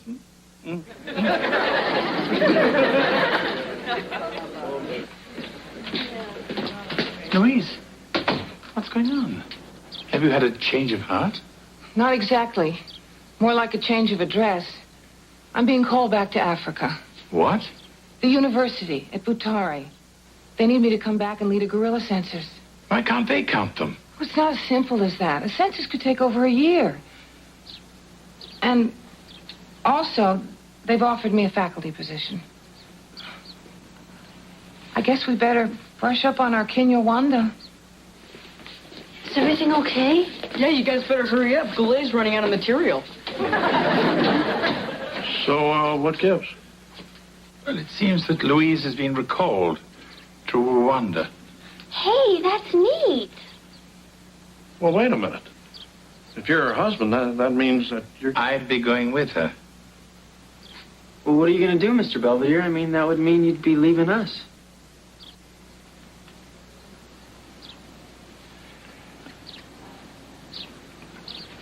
I spent 6 years with this family. They've been some of the warmest and happiest moments of my life. But now, I think it's time for Louise and I to find a life of our own. And if that means traipsing through the mud with my wife, then that's what I want to do. Well, we can't tell you how much we're going to miss you, big guy, but, well, you sure as hell have our blessings. I guess we always sort of knew you were going to leave someday. And I can't think of a happier way for you to go.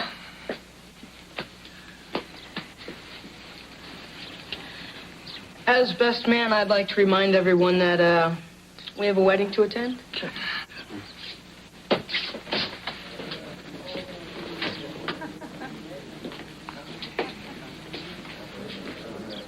Do you, Louise Marie Gilbert, take this man to be your lawful wedded husband? I do. And do you, Lynn Aloysius Belvedere, take this woman to be your lawful wedded wife? I do. Then by the authority vested in me, I now pronounce you husband and wife. You may kiss the bride.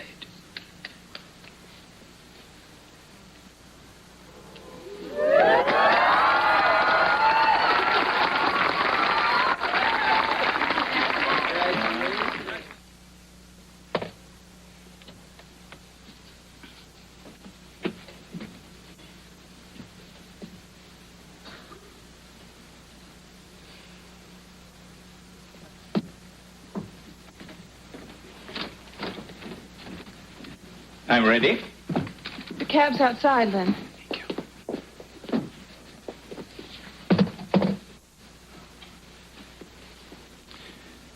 Well, as you know, I was never one for long goodbyes. George? Belvedere? After your many threats, I'm glad you never fired me. Yeah, me too. Don't take any wooden bananas.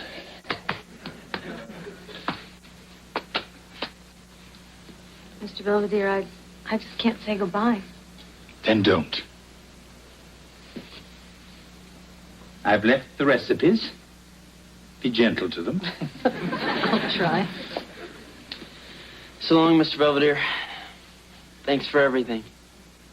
I regret I shan't see you graduate. You are graduating. Yeah, I am.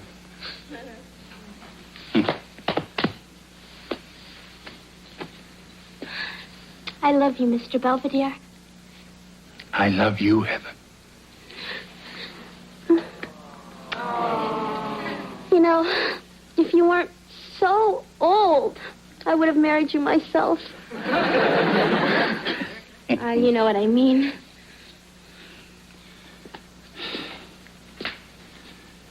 You know, I'm losing my best friend. Wesley, I've known heads of state and many celebrities, but none have given me finer memories than you. I shall savor our moments together, even the embarrassing and painful ones, which account for most of them. Though you are an Owens, I shall always think of you as a son.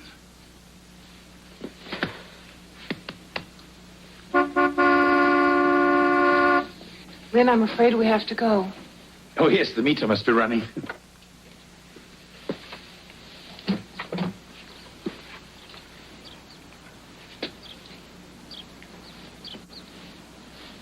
Well, ta-ta.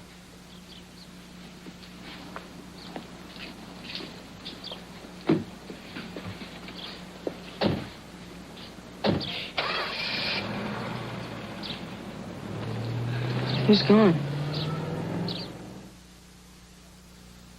Mr. Belvedere will be right back. From the master of suspense. To all my dear Owens, married life has been rather hectic here in the Virunga Mountains. First, Louise and I enjoyed our abba-dabba honeymoon. Now we fill our days counting gorilla noses. I miss you dearly. But being around apes keeps the spirit of the Owens family alive indeed. Oops, that's close. Louise is calling. Love to all, Lynn. P.S. When you notice I've left my journal behind, don't bother to send it. Perhaps someday I'll drop by and pick it up myself.